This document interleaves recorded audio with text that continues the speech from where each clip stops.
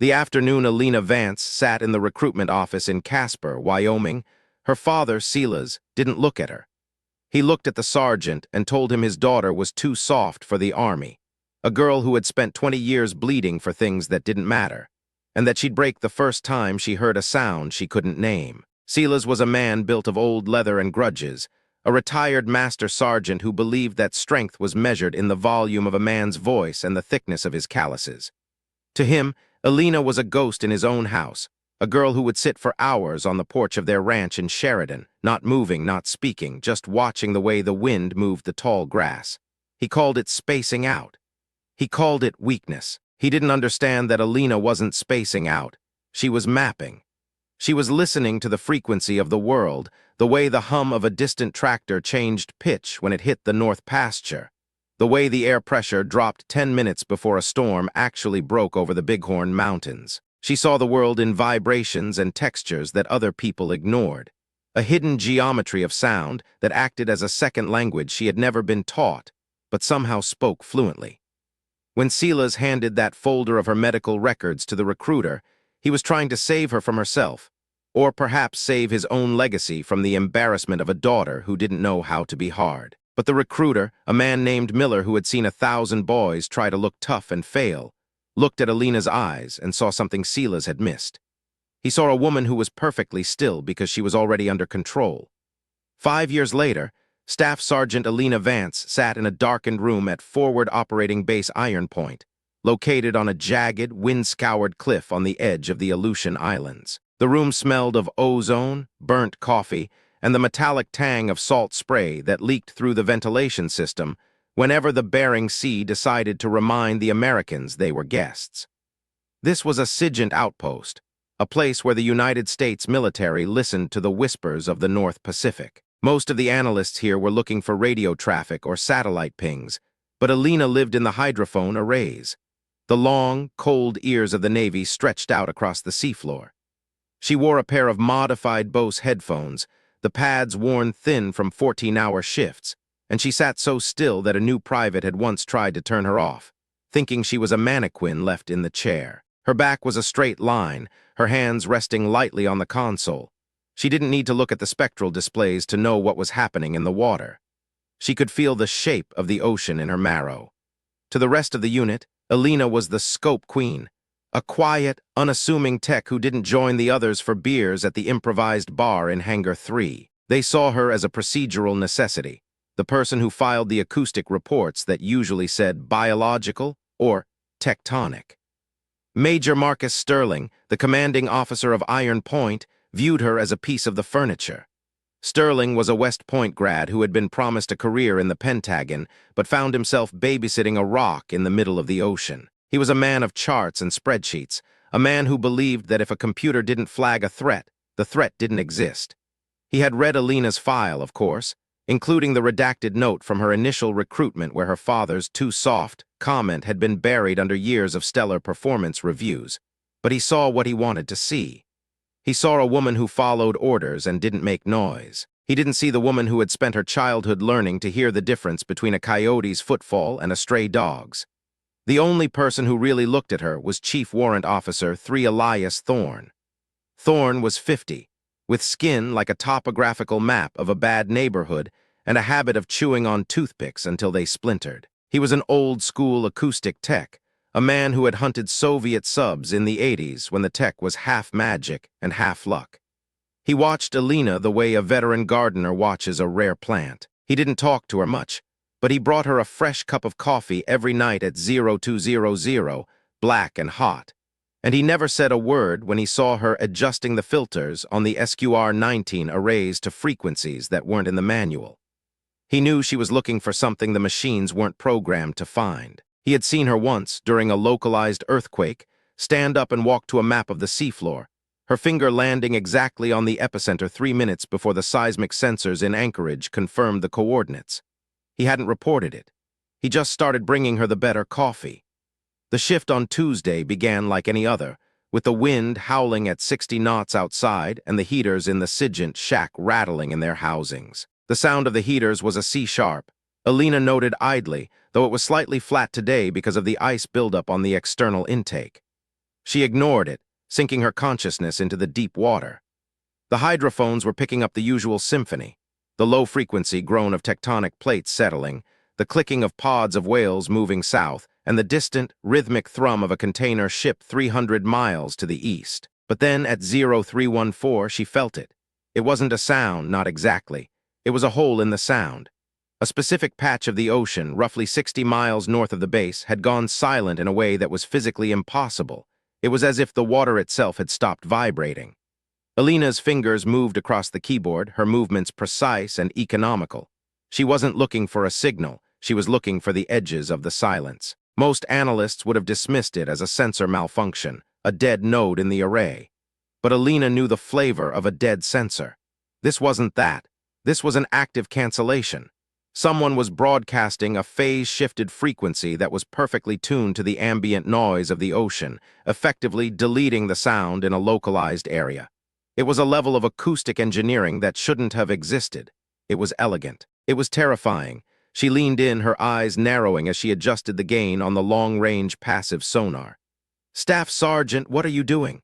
The voice was sharp, cutting through the silence of the room. It was Major Sterling.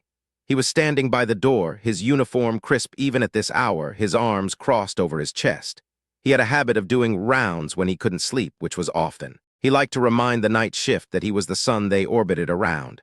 Elena didn't jump. She didn't even turn her head immediately. She finished the 3-second calibration she was running, then looked over her shoulder. Her face was a mask of professional neutrality. "Tracking an anomaly, sir. Grid November 47. There's a localized acoustic void developing."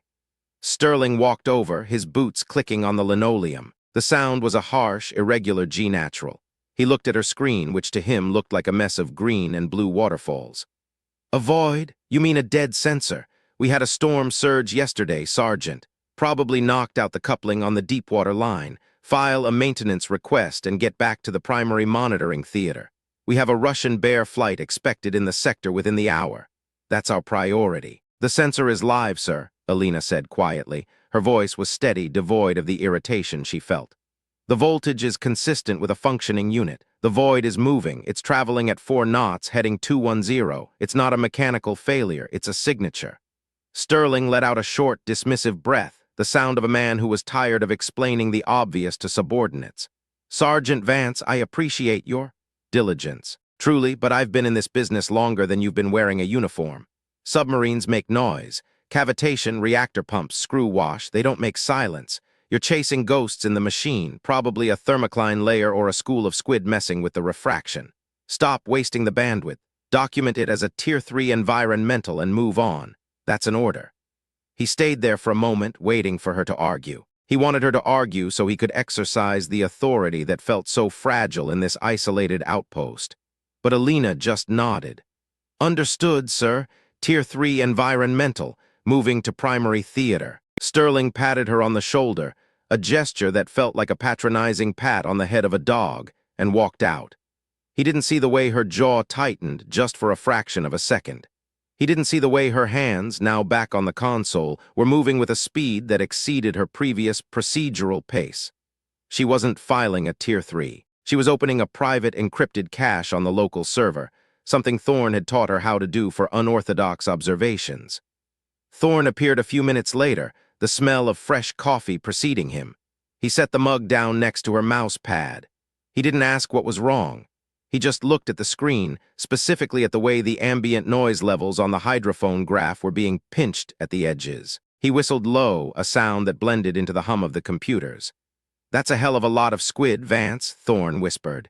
"He doesn't want to see it, Chief," Elena said, her voice barely audible. "He's looking for the Bear flight. He wants a confirmed intercept he can put in his quarterly report. He doesn't want a ghost." "The Bear is a distraction," Thorne said, leaning over her shoulder. "The Russians have been flying those antiques over the Aleutians since the Cold War. It's a shell game. You think this void is the real player." "It's not just a player," Elena said, her finger tracing the screen. "Look at the pattern. It's not just moving. It's surveying. Every 20 minutes it pauses for 30 seconds. It's mapping the undersea cable junction." Thorne's toothpick stopped moving. The undersea cables in this sector were the literal nervous system of the Pacific defense grid. If they went dark, the entire west coast would be blind to anything coming over the horizon. Can you get a fix on the source? Not with the standard filters, she said. The phase cancellation is too good, but if I can get a bounce off the seafloor topography, I might be able to find the shadow it's casting. I need to use the active pinger on the buoy at Point Delta. Sterling will hear that, Thorne warned. Active sonar is like a flare in a dark room. He'll have your head if you ping without authorization. I don't need a full ping, Elena said. She looked at Thorne, and for the first time he saw the soft girl her father had described. But he didn't see weakness. He saw the terrifying focus of a person who had spent her whole life learning how to survive in the silence of others. I just need a chirp, a 5-millisecond pulse disguised as a seismic crack. The plates are shifting anyway. He won't know the difference. Thorne looked at her for a long time. He thought about his pension. He thought about the 25 years he'd spent following the rules. Then he thought about the way the Major had touched her shoulder like she was a child. Do it, he said. I'll watch the door. Elena's hands flew. She bypassed the safety interlocks on the Point Delta buoy, her mind calculating the exact frequency of a natural ice crack, the sharp, high-pitched snap of a pressure ridge breaking. She modulated the active sonar pulse to mimic it perfectly, layering in the chaotic harmonics of freezing water. She sent the command. In her headphones, the world exploded for a millisecond. To anyone else, it was just another sound of the Arctic environment, the ocean protesting the cold. But to Elena, it was a flashbulb. The sound traveled down, hit the seafloor, and bounced back.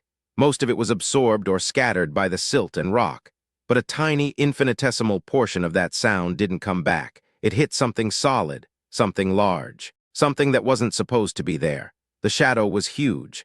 It was longer than a Virginia-class submarine and shaped like nothing the U.S. Navy had in its inventory. It was a flat, wide disk hugging the seafloor, moving with a grace that defied its mass. And it wasn't alone. As the chirp faded, Elena saw the faint, ghostly outlines of smaller shapes, unmanned drones, tethered to the master ship like remora to a shark. They were clustered around the primary data trunk. Chief, she whispered, her voice trembling not with fear but with the sheer weight of the truth. They aren't just mapping, they're tapping. They've got a parasitic array on the main line. God, Thorne breathed, looking at the data. That's not Russian, that's not anyone we know. It's a ghost, Elena said, and it's already inside the house. At that moment, the door to the Sergeant shack swung open. It wasn't Major Sterling this time. It was the base alarm system. A high-pitched, wailing siren that meant a structural breach or a high-level security alert. The monitors in the room flickered, the green waterfalls of the sonar displays replaced by a single, flashing red message. Critical system failure, data integrity compromised. Sterling came charging back in, his face pale, his phone in his hand. Vance, Thorne, what the hell is happening? The entire base network just went down. Comms are out. We can't even reach Anchorage. Elena didn't look at him. She was watching her own private terminal, the one Sterling didn't know about. The void wasn't moving away. It had stopped. And suddenly, the silence was gone. In its place, a new sound began to bleed into the hydrophones. It was a low, rhythmic pulsing like a heartbeat. It was the sound of a machine waking up. Major, Elena said, her voice cutting through his panic with the precision of a scalpel. The bare flight isn't coming. It was a lure. They wanted us to focus on the sky so we wouldn't look at the floor. What are you talking about? Sterling shouted, hovering over her. Who is they? I don't know, Elena said, standing up. She was finally looking at him, and the Major actually took a step back. The woman in front of him wasn't the quiet tech he had dismissed. Her eyes were hard, her presence suddenly filling the room in a way that made the siren seem quiet. But they just cut the cord. We're isolated, and whatever is out there in the water. It's not just listening anymore. The heartbeat in her headphones grew louder, a deep, resonant thrum that Elena felt in her teeth. It was a frequency she recognized. It wasn't the sound of a ship. It was the sound of a high-energy discharge. A localized EMP delivered through the water, targeting the base's underwater power couplings. Get everyone to the reinforced bunkers, Elena ordered. She didn't wait for Sterling to approve. She didn't ask for permission. Now, Major. The primary transformers are about to blow. You don't give orders to me, Sergeant? Sterling roared, his face turning a mottled purple. I am the commanding officer of this. The explosion drowned him out. It wasn't a loud bang. It was a muffled, heavy thump that vibrated the entire cliffside. The lights in the Sergeant shack didn't just go out, they shattered. Sparks showered from the ceiling as the server racks groaned and died. The smell of electrical fire filled the air, thick and acrid. In the sudden heavy darkness, the only sound was the wind outside and the heavy breathing of the three people in the room. Then, a small battery-powered emergency light flickered on, casting long, distorted shadows against the walls. Elena was already moving, her hands reaching for a pelican case she kept under her desk, a private stash of analog gear she'd spent years scavenging. "The power's gone," Thorne said, his voice remarkably calm. "The backup generators won't kick in if the transformers are fried. We're dark, totally dark." "Not totally," Elena said. She pulled out a handheld acoustic receiver and a pair of old-fashioned analog headphones. She looked at the Major, who was leaning against a dead console, looking smaller than he had 5 minutes ago. "My father said I was too soft because I spent too much time listening to the wind, Major. He was wrong. I wasn't just listening to it, I was learning how to use it." She handed the receiver to Thorne. "I can still hear them through the ground. The rock conducts the vibration better than the water now that the arrays are dead. They're coming ashore, Chief. They aren't just cutting the cables, they're coming for the station." Sterling looked up, his eyes wide. "Ashore? This is American soil. Nobody would." "Someone just did," Elena said. She walked to the window, looking out into the swirling snow and the blackness of the Bering Sea. She didn't need a radar to know what was out there. She could feel the rhythm of the surf changing as heavy, metallic shapes began to crawl out of the waves and onto the rocks below. The soft girl from Sheridan, Wyoming, the one who had been told she would break, felt a cold, familiar clarity settle over her. She had been preparing for this silence her entire life. "Major," she said, her voice a low, steady vibration. "You can stay here and wait for a command that isn't coming, or you can follow me. But we have to move. They're already at the perimeter." As if to answer her, the sound of the first breach hit the building, not a gunshot, but the high-frequency whine of a thermal cutter slicing through the steel door of the hangar. It was a sound Elena had heard in her dreams for years, a sound that meant the map was finished and the war had begun. She didn't wait for a response. She stepped into the darkness of the hallway, her boots making no sound at all, the perfect predator in a world that had forgotten how to listen. The hallway was a tunnel of shifting shadows and the frantic, echoing sounds of a bass in chaos. Somewhere in the distance, men were shouting, their voices high and thin against the overwhelming roar of the storm outside. To Elena, the noise was a cluttered mess, a distraction from the real signals. She moved with a strange, liquid grace, her head tilted slightly to one side, filtering the environment. She could hear the panic in the breathing of the soldiers in the barracks down the hall, short, shallow gasps that spoke of untrained nerves. She could hear the rhythmic clanging of a loose shutter on the north side of the building. And beneath it all, she heard the intruders. Their movement was a series of precise, metallic clicks and the low-frequency hum of powered exoskeletons. These weren't standard infantry. They moved with a synchronized mechanical perfection that suggested they were more machine than men, or at least heavily augmented. They were coming up the service stairs, 3 floors below. "Thorne, take the Major to the armory," Elena said, not looking back. Her voice was as calm as if she were ordering a coffee. "Tell the Master-at-Arms to distribute the suppressed M4s. No white lights. If they use NVGs, the muzzle flash from standard rounds will blind our own people more than them. We need to fight in the gray." "What about you?" Thorne asked, his hand gripping the Major's arm to keep him moving.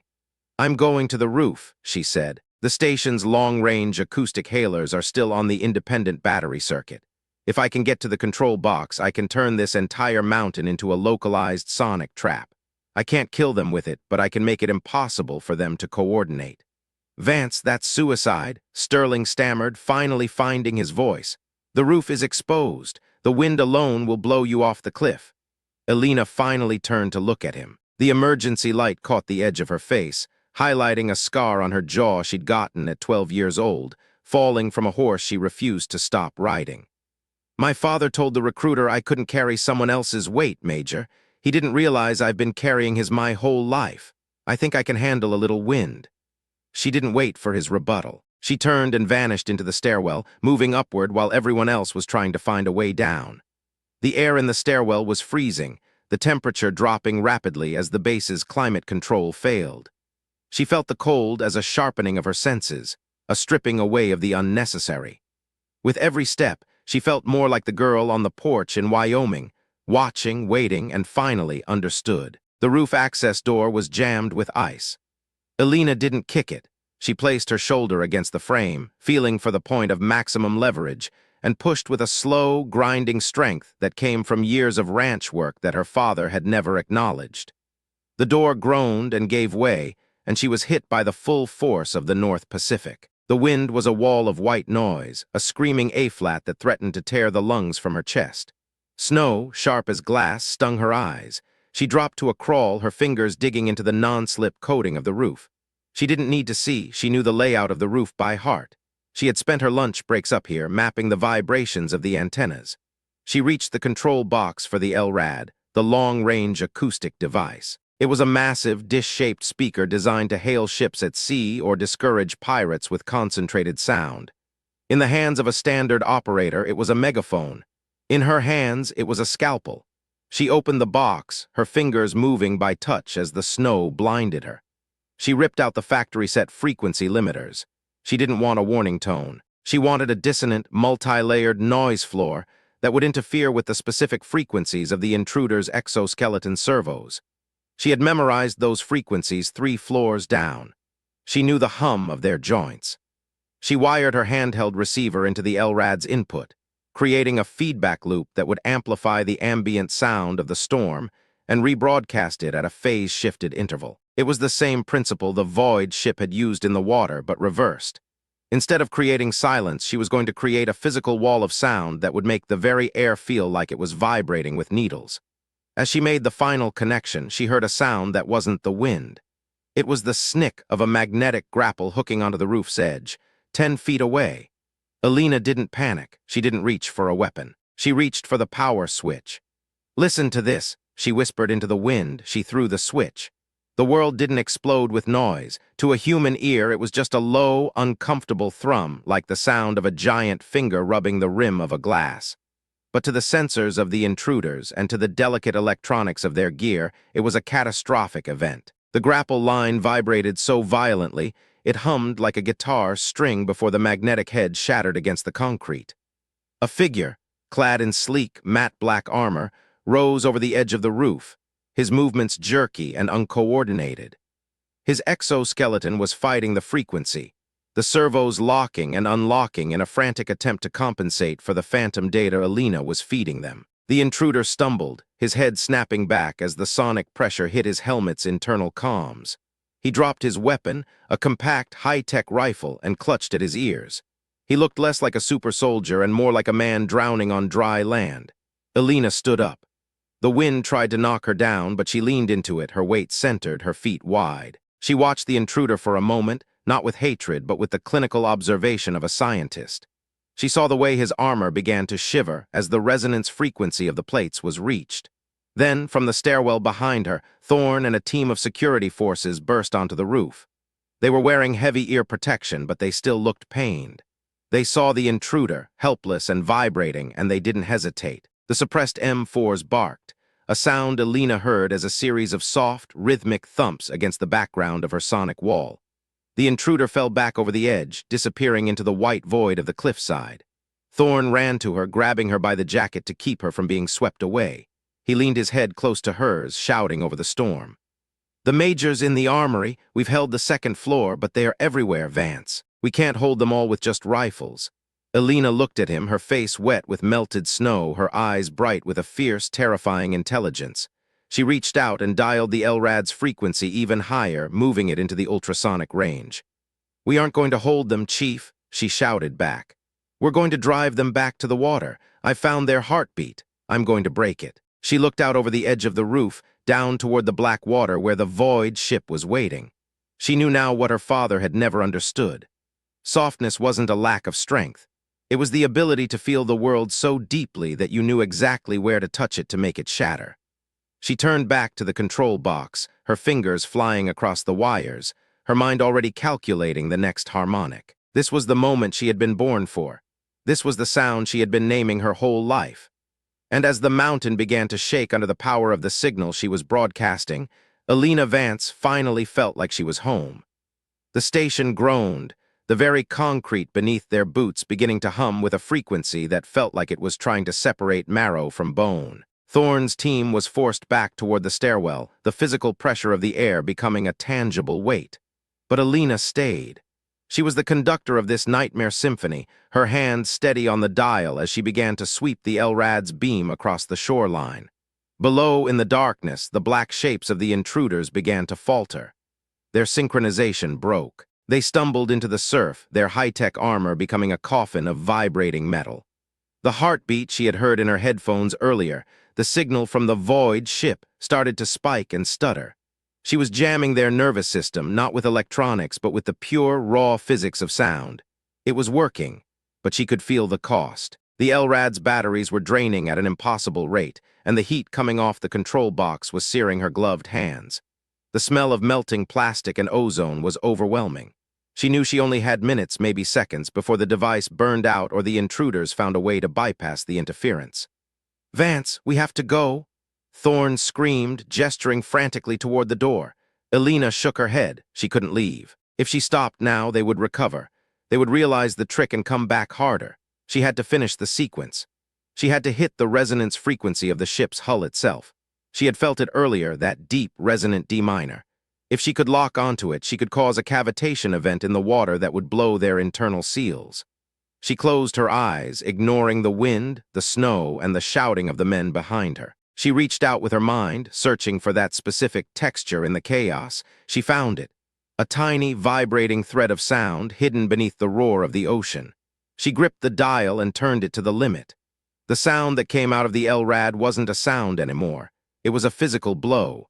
The air in front of the dish distorted, a visible ripple of pressure that tore the snow apart. Down in the bay, a massive, whitewater geyser erupted as the sonic beam hit the water and focused on the void ship.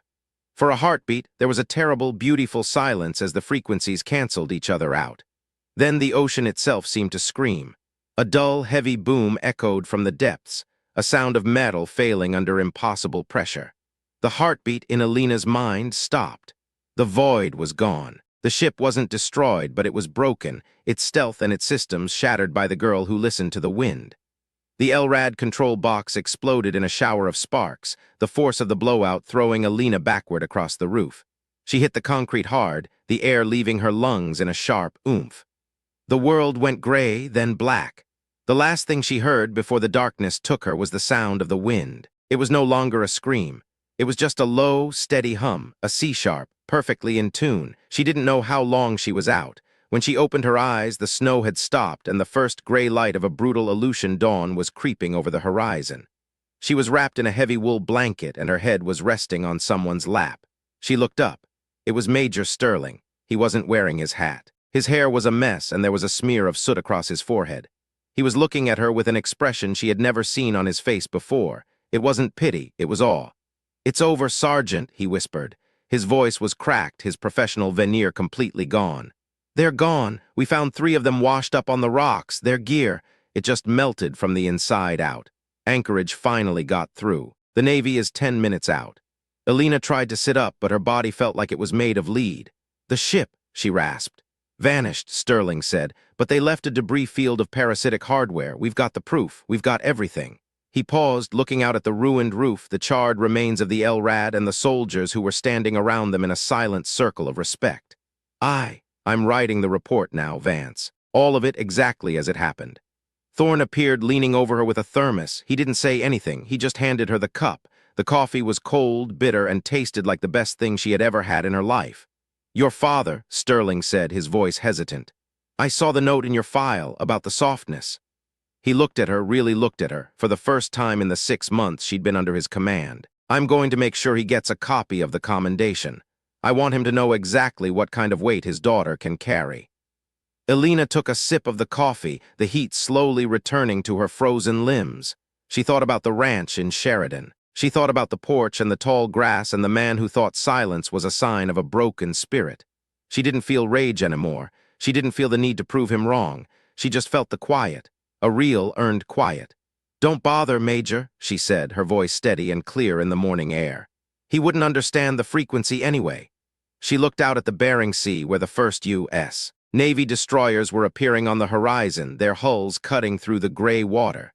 She could hear them coming, the rhythmic thrum of their turbines, the ping of their active sonar, the specific metallic song of a fleet at war. She knew every note of it, And for the first time in her life, Elena Vance wasn't just listening to the world. She was the one who had set the tone. She closed her eyes and let the sound of the rescue fleet wash over her, a symphony of steel and fire that only she truly understood. She had lost her gear, her station was in ruins, and her body was a map of bruises and burns. But as she sat there on that frozen roof, surrounded by the men who had once looked past her, she knew she had found something that could never be taken away. She had found her own voice in the noise, and it was the strongest thing in the world. The plastic cup of lukewarm water in Staff Sergeant Elena Vance's hand vibrated at precisely 60 hertz, a steady, rhythmic pulse that told her the USS Higgins was station keeping exactly 400 yards off the jagged coast of FOB Iron Point. She didn't need to look out the narrow, salt-crusted window of the medical tent to know the Arleigh Burke-class destroyer was there. She could feel the cavitation of its screws through the metal legs of her cot, a deep, resonant thrum that sat in the back of her molars like a low-grade ache. It was 0900 on Wednesday, and the air inside the tent smelled of damp wool, industrial-grade antiseptic, and the acrid, lingering ghost of the electrical fire that had gutted the Sergeant shack 4 hours ago. Elena sat perfectly still, her hands wrapped in thick white gauze where the LRAD's control box had scorched the skin, her eyes fixed on the surface of the water in the cup. The ripples were concentric, perfect, and utterly wrong. Within the 60 hertz pulse of the ship, there was a second, much fainter vibration, a jagged, irregular stutter that felt like a fingernail dragging across a chalkboard. It was coming from the seafloor, miles below the Higgins, and it was a sound that shouldn't have existed. "You need to drink that, Vance. Shock is a slow-burn fuse." Chief Warrant Officer 3 Elias Thorne dropped onto the stool across from her. He looked like he'd been dragged through a rock crusher. His face was a map of soot and exhaustion, and his left sleeve was singed up to the elbow. He didn't wait for her to answer. He reached out and tapped the rim of her cup. The vibration changed pitch, a hollow ping that Elena felt in her chest. "The Navy's here, Elena," Thorne said, his voice a low gravel. "The 10th Intelligence Group landed 20 minutes ago in a C-130. They brought a team of forensic analysts and enough high brass to sink a barge.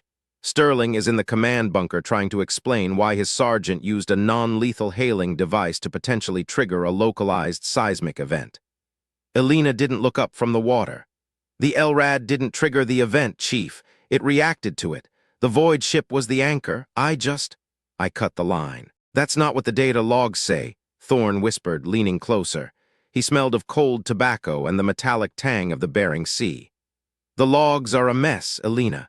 The EMP wiped the primary servers, and the backups only caught the tail end of your LRAD transmission. To an investigator who wasn't in that room, it looks like you overclocked a piece of sensitive hardware, caused a massive power surge that fried the base's transformers, and then hallucinated a phantom ship in the middle of a Category 4 storm.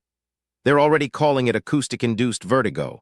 They're saying you cracked under the isolation." "I didn't crack," Elena said. Her voice was flat, devoid of the rage that was beginning to coil in her stomach. "I heard it. You saw the shadow, Chief. You saw the drone cluster on the data trunk." Thorne looked at her bandaged hands. "I saw what I saw, but I'm a warrant with one foot in retirement and a reputation for liking my coffee too much. You're a staff sergeant whose father once told the Army you were mentally fragile. Who do you think they're going to believe when the digital record is blank?" The tent flap pulled back, letting in a gust of freezing Alaskan air and the piercing whine of a turboprop engine. A man in a clean, starched flight suit stepped in, followed by 2 MPs who looked like they hadn't slept since they left Anchorage. The man was Colonel Nathaniel Cross. He was lean with silver-rimmed glasses and the kind of eyes that didn't look at people, only through them. He was a creature of Fort Meade, a man who lived in the world of signals and logic, where a human being was just another variable to be balanced. "Staff Sergeant Vance," Cross said. It wasn't a greeting. It was a label. He held a tablet in his hand, the screen glowing with a series of red-lined reports. "I'm Colonel Cross, OIC of the investigative team. Major Sterling has been relieved of his duties pending an inquiry into the loss of base functionality. You are being moved to the USS Higgins for a full medical and psychological evaluation." Elena finally looked at him. She didn't stand up. She didn't salute. She simply held the cup of water steady. "The seafloor is still vibrating, Colonel. If the Higgins doesn't move its station-keeping coordinates, The resonance from its hull is going to trigger the acoustic beacons the intruders left behind. Cross paused, his thumb hovering over the tablet. He looked at Thorne, then back to Elena, a thin, patronizing smile touching his lips. Beacons. Sergeant, we've been running active sonar sweeps for the last hour. The water is clear. No ships, no drones, no voids. What you're hearing is likely a residual effect of the LRAD blast on your own inner ear. It's common in cases of high-decibel exposure. The phantom sound can persist for days. It's not a phantom, Elena said, her voice dropping an octave. The resonance is at 12 hertz. It's too low for your sonar to pick up because you're filtered for hardware signatures. You're looking for metal. You should be looking for the shape of the silence. Cross-side, a sound that was a flat F-sharp. Sergeant, I've read your file. You have a remarkable record for signal detection, but you also have a history of, let's call it sensory preoccupation. Your father's concerns weren't entirely unfounded, it seems. The stress of this outpost, the isolation, the storm, it's a lot for anyone. We're going to get you back to the mainland. We'll get you the help you need. You're making a mistake, Elena said. She didn't beg, she didn't raise her voice. She just stated it as a fact, the same way she would state the temperature of the air. The intruders didn't come here to destroy the base. They came here to seed the trench. The cables weren't the target. They were the power source. They're using our own undersea power couplings to charge a secondary array. If you don't shut down the primary trunk, the entire Aleutian grid is going to act as a giant antenna for whatever they've left down there. Enough, Cross said, the smile vanishing. MPs, escort the sergeant to the helipad. CW03 Thorne, you're to report to the command bunker for a secondary statement. And Thorne, don't let your personal loyalty to your subordinates cloud your professional judgment. We're looking for facts, not ghost stories. Thorne stood up, his jaw tight. He looked at Elena, a silent message passing between them. He had seen the shadow, he knew. But he also knew the weight of the institution. He saw the way Cross looked at her, as a broken tool, a girl from Wyoming who had finally found a sound she couldn't name. Thorne reached out and took the plastic cup from her hand. The water was still vibrating. I'll find the logs, Elena, Thorne whispered as the MPs stepped forward. The real ones. Elena allowed the MPs to guide her out of the tent. The wind hit her like a physical blow, a 60-knot wall of ice that tasted of salt. The base was a scene of controlled chaos. Navy Seabees were already unloading crates of equipment from the C-130, their movements rhythmic and efficient. The sound of the base was a discordant mess. The screaming of the transport plane, the clanging of metal on metal, the shouting of orders. To anyone else, it was just noise. To Elena, it was a tapestry of failure. She could hear the thinness in the backup generators, a sign that the fuel lines were clogging with ice. She could hear the stress fractures forming in the concrete of the helipad as the heavy transport moved. She was led to a waiting MH-60 Jayhawk, its rotors blurring into a solid gray disk. As she climbed into the bay, she looked back at the Sergeant shack. It sat on the edge of the cliff, a black, hollowed-out shell. She thought about her father's porch in Sheridan. She thought about the way the wind moved the grass. Silas had been wrong about her being soft, but he had been right about one thing. She would hear a sound she couldn't name. What he hadn't realized was that the sound wouldn't break her. It would define her.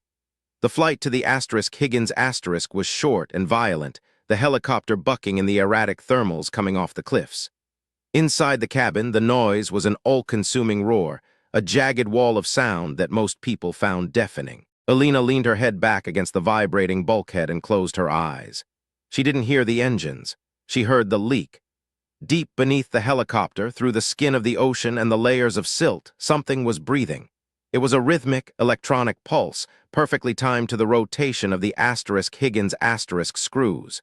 It was a parasite signal, hitching a ride on the Navy's own acoustic signature. They were using the ship's presence to mask the activation of the array. The Void ship hadn't retreated. It had simply changed its state, dissolving into 1,000 smaller nodes that were now weaving themselves into the seafloor. The Jayhawk flared and settled onto the flight deck of the Higgins. Elena was moved quickly, her feet barely touching the deck as she was escorted through a maze of narrow, gray hallways. The ship felt different than the base.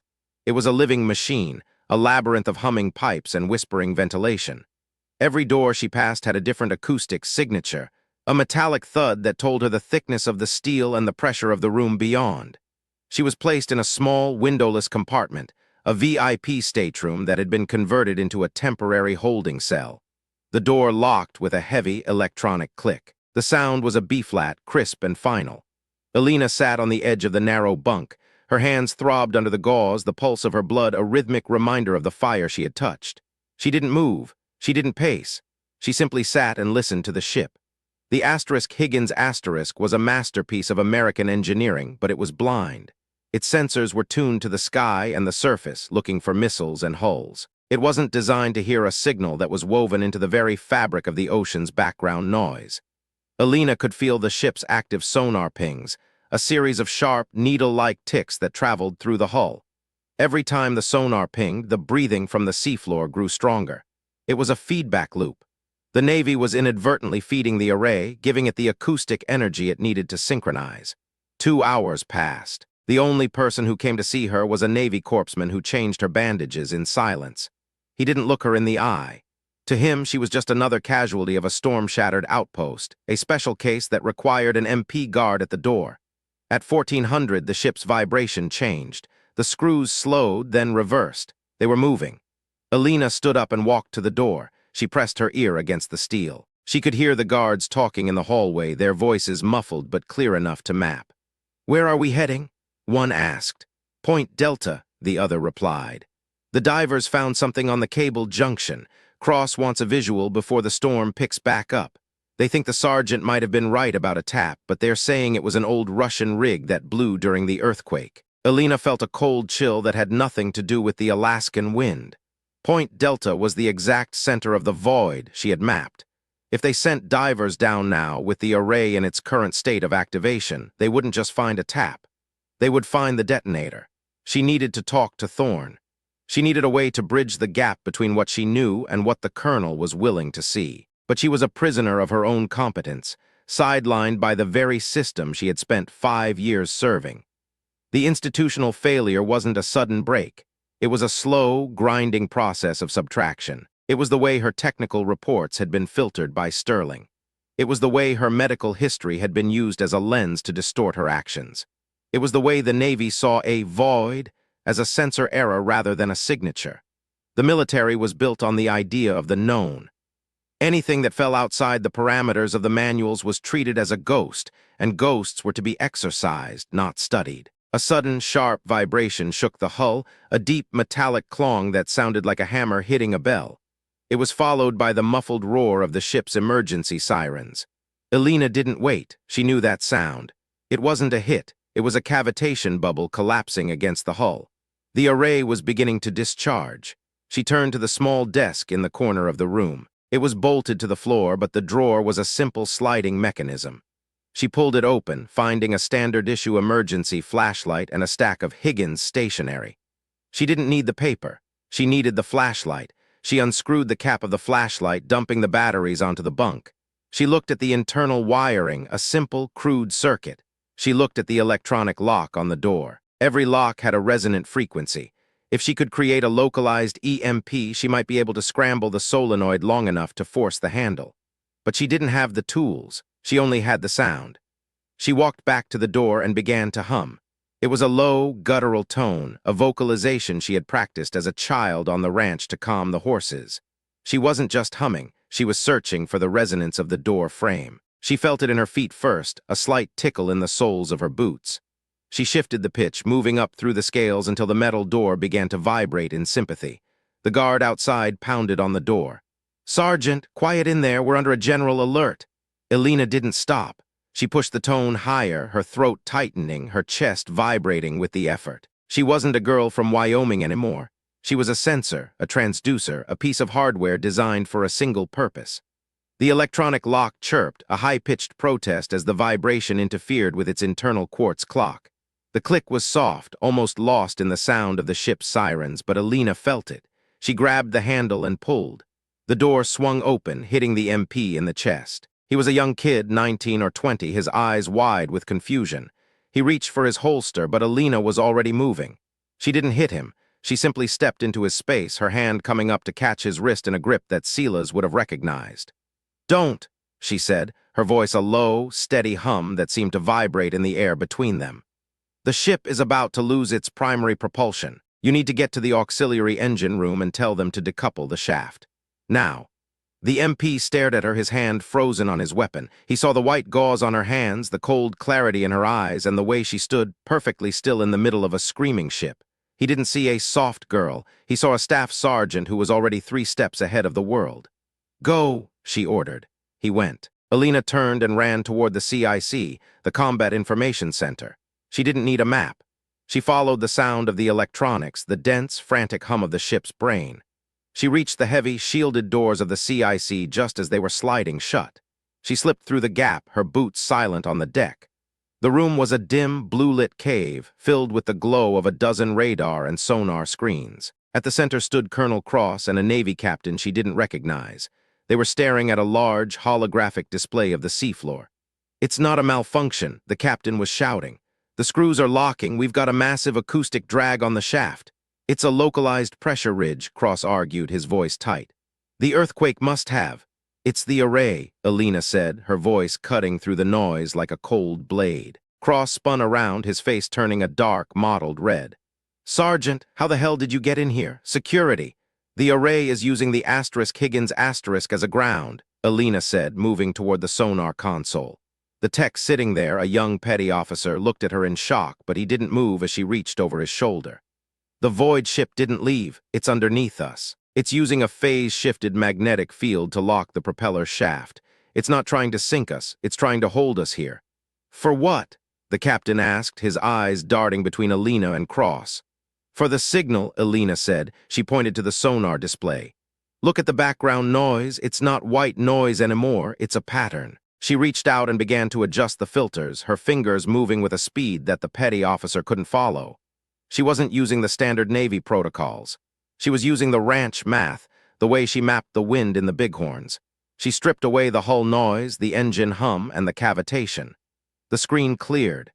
In the center of the display, right beneath the *Higgins* was a shape. It was a perfect, dark circle, a hole in the world. And from that circle, a series of concentric rings were expanding, like a pebble dropped into a pond. "It's a transmitter," Elena whispered. "They're broadcasting a high-gain signal directly into the tectonic plate. They aren't tapping the cables. They're using the cables to power a subcrustal sonar." "To what end?" Cross demanded, though his voice had lost its edge of certainty. "To map the fault line," Elena said. She looked at the holographic display, her mind projecting the geometry of the sound. "They aren't looking for our subs. They're looking for the pressure points. They're going to trigger a slide." The room went silent. A subcrustal slide in this sector would trigger a tsunami that would wipe out every coastal base from Anchorage to Dutch Harbor. It was a weapon of mass destruction that left no fingerprints, no missile trails, no political evidence. It would be called an act of God. "We need to move," the captain said, his hand reaching for the comms. "All engines, full emergency power." "No," Elena shouted. "If you push the engines, the magnetic drag will tear the shaft out of the hull. You'll sink before you move 100 yards. "Then what do we do, Sergeant?" Cross asked. He was looking at her now, his silver-rimmed glasses reflecting the blue light of the sonar. He saw the softness now, but he realized it was the softness of water, something that could adapt to any shape and something that could eventually break any stone. Elena looked at the display. She looked at the dark circle. She could hear the signal now, a deep, resonant groan that was moving through the very core of the ship. It was a C-sharp, the same sound as the broken heaters at Iron Point. "We need to go silent," Elena said. "Total acoustic blackout. We shut down everything. The engines, the generators, the sonar. We let the ship go dead in the water." "We'll be a sitting duck," the captain protested. "In this sea without power, we'll capsize. The array is feeding on our noise," Elena said. "If we go silent, the magnetic field will collapse. The void will lose its grip. We'll drift off the center of the transmitter. It's the only way to break the lock." Cross looked at the captain. He looked at Elena. He thought about the data logs, the forensic reports, and the thousands of pages of military protocol that said a staff sergeant shouldn't be giving orders in the CIC of a guided missile destroyer. Then he looked at the dark circle on the screen, a shadow that he couldn't explain. "Do it," Cross said. The captain hesitated, then barked the order into the comms. "All stations, this is the captain. Initiate total acoustic blackout. I want every motor, every pump, every light turned off. Now." The transition was terrifying. One by one, the sounds of the ship died. The humming of the ventilation stopped. The blue glow of the screens flickered and vanished. The rhythmic thrum of the engines faded into a haunting silence. The only light was the gray, dim afternoon leaking through the bridge windows above. Elena stood in the darkness of the CIC. The silence was absolute, but to her it was a roar. Without the noise of the ship, she could hear the ocean with a clarity that was almost painful. She heard the clicking of shrimp miles away. She heard the slow, grinding movement of the tectonic plates, and she heard the void.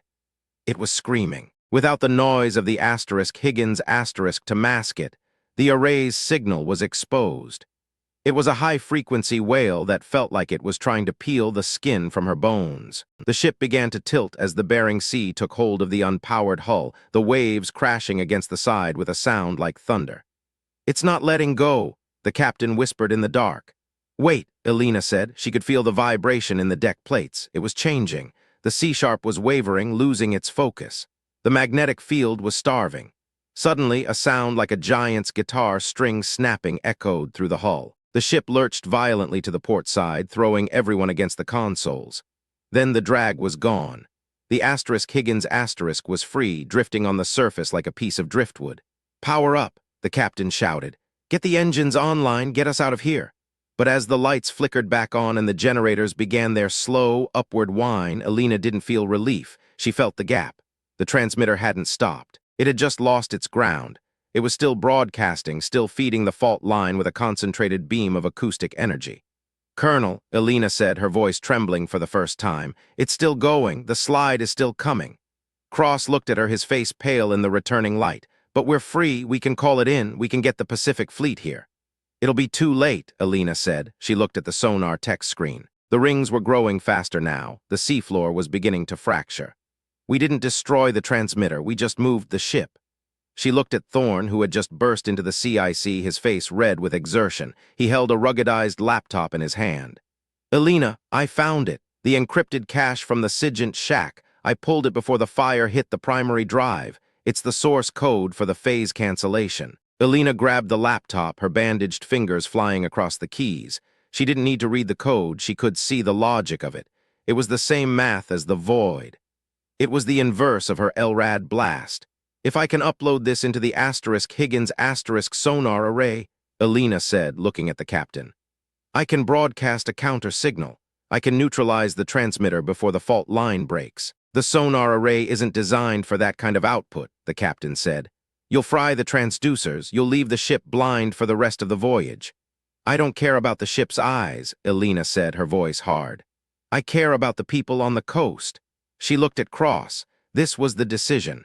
This was the moment where the rules of the institution collided with the reality of the threat. She was asking to destroy a multi-million-dollar sensor suite on a hunch, based on a signal that only she could truly hear. "Colonel?" the captain asked, the weight of the decision hanging in the air. Cross looked at Elena. He saw the staff sergeant who had been labeled too soft. He saw the woman who had stood on a frozen roof and fought a ghost with a megaphone. He saw the truth in her eyes, a truth that no manual could ever contain. "Do it, Sergeant," Cross said. "That's an order." Elena didn't waste a second. She patched the laptop into the sonar console, her mind calculating the harmonics. She needed a perfect D minor, a sound that would sit in the hollow of the transmitter's signal and collapse it from the inside out. The ship began to hum, a deep, resonant vibration that was different than the engines. It was the sound of the sonar transducers being pushed to their absolute limit.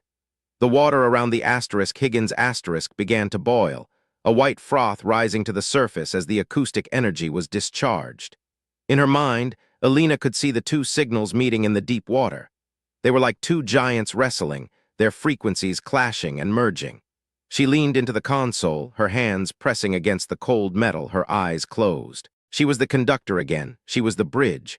The D minor grew louder, a sound that she felt in her marrow. It was the sound of her father's voice. It was the sound of the wind in the bighorns. It was the sound of every soft moment she had ever been punished for. And then there was a snap. It wasn't a physical sound. It was a sudden, absolute silence in the deep water. The dark circle on the sonar display vanished. The concentric rings stopped. The seafloor settled, the vibration in the deck plates fading into a normal, mechanical hum. The sonar console sparked and died, a thin trail of blue smoke rising from the keyboard. The petty officer let out a long, shaky breath. "Signal lost," he whispered. "The transmitter is offline." Elena stood up. Her legs felt like water and the world was spinning. She felt Thorne's hand on her shoulder, steadying her. She looked at Cross, who was staring at the blank screen. "You did it," Cross said, his voice barely audible. "We did it," Elena corrected. But as she looked out at the gray horizon of the Bering Sea, Elena knew the cost. She had saved the coast, but she had destroyed the only evidence of what had actually happened. The sonar was dead. The encrypted cache was burnt out. To the rest of the world, this would still look like a series of technical failures and a panicked response to a natural event. The Void ship was still out there, somewhere in the deep water, and the people who had sent it would eventually try again. The institution had been saved, but it still didn't know it. "Staff Sergeant Vance," the captain said, his voice formal and respectful. "I'll need you to report to my cabin for a full debrief after you've seen the corpseman." "Yes, sir," Elena said. She walked out of the CIC, her boots making a rhythmic thump-thump on the deck. She didn't feel like a hero. She felt like the woman who had spent her life watching the grass move. She knew what was coming. She knew the reports would be filed, the commendations would be discussed, and the softness narrative would be buried under a layer of professional courtesy.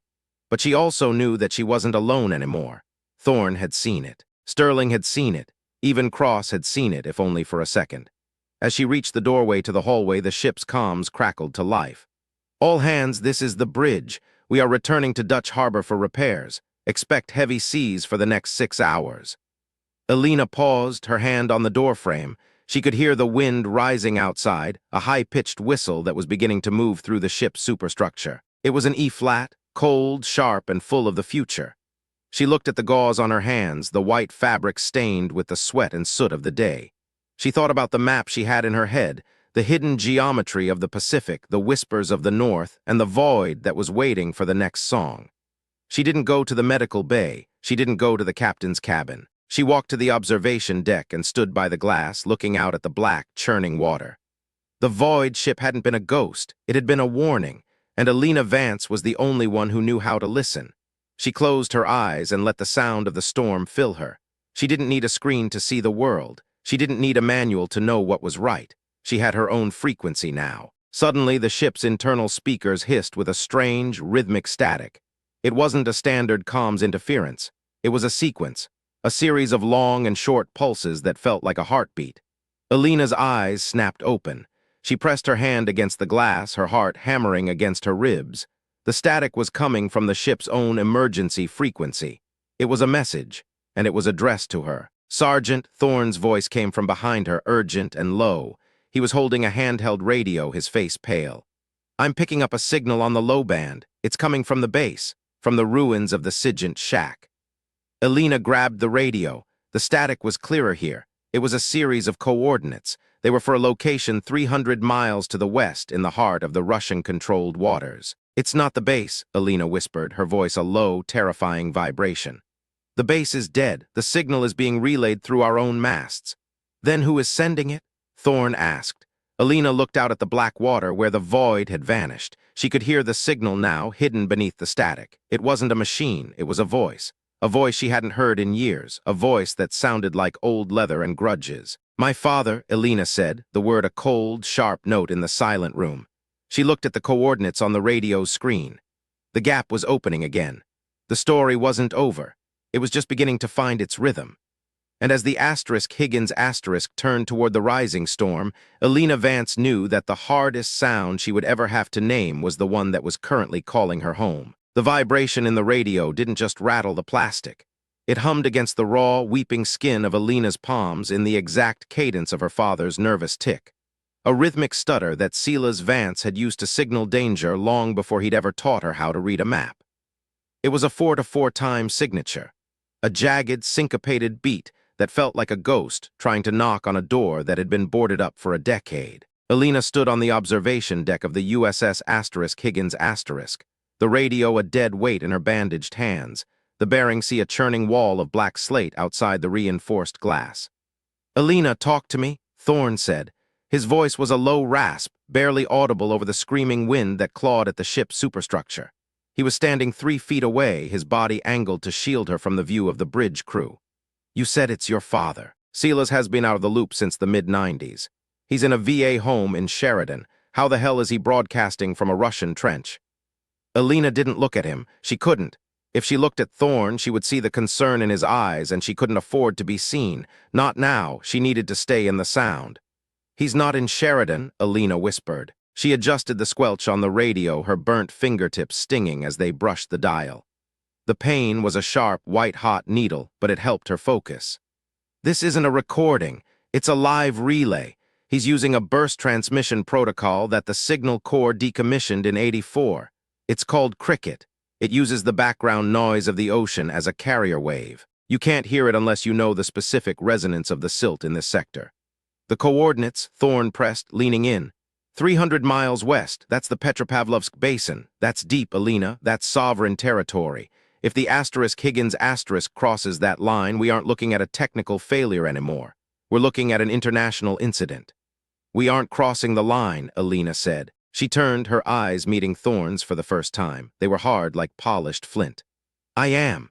"The hell you are," Thorne snapped. "You're under medical observation. You've got 2 MPs outside the CIC who are probably wondering why you haven't reported to the captain yet. You're a staff sergeant on a Navy destroyer in the middle of a Category 4 storm. You aren't going anywhere." Elena reached out and grabbed Thorne's forearm. Her grip was surprisingly strong, the gauze on her hand starting to seep a pale, clear fluid. "Chief, listen to the ship. Forget the alarms, forget the wind, listen to the hull." Thorne frowned, his head tilting instinctively. He was a warrant officer. He had spent 30 years living inside the machinery of the United States military. He knew how to listen. For a long moment there was nothing but the roar of the sea and the distant, rhythmic thud of the ship's screws. Then he felt it. It was a shudder. Not the rolling motion of the waves, but a high-frequency vibration that seemed to originate from the very center of the ship's keel. It felt like the *Higgins* was being dragged over a bed of microscopic gravel. "What is that?" Thorne whispered. "The array," Elena said. "I didn't neutralize it. I just forced it to shift gears. It's not a transmitter anymore. It's a tractor. It's locked onto our magnetic signature, and it's pulling us. We aren't returning to Dutch Harbor, Chief. We're being towed." The realization hit Thorne like a physical blow. He spun around, looking toward the bridge, where the captain and Colonel Cross were likely staring at a navigation screen that told them they were on course. "The GPS," Thorne muttered. "The navigation systems. They are being spoofed," Elena said. "The array is broadcasting a false satellite signal. The *Higgins* thinks it's heading east at 12 knots. In reality, we're being pulled west at 20. We're already 50 miles off course." "I have to tell the captain," Thorne said, starting toward the door. "No." Elena's voice was a whip crack. "If you tell them, they'll try to fight the drag. They'll push the engines, and the shaft will shear. Or worse, the array will interpret the resistance as a threat and trigger the slide. We have to do this quietly. We have to decouple the ship from the magnetic lock without the array noticing the change in tension." "And how do we do that?" Elena looked at the radio in her hand. The stuttering pulse was still there, a rhythmic 4-4 beat that was growing faster. "I have to go down," she said.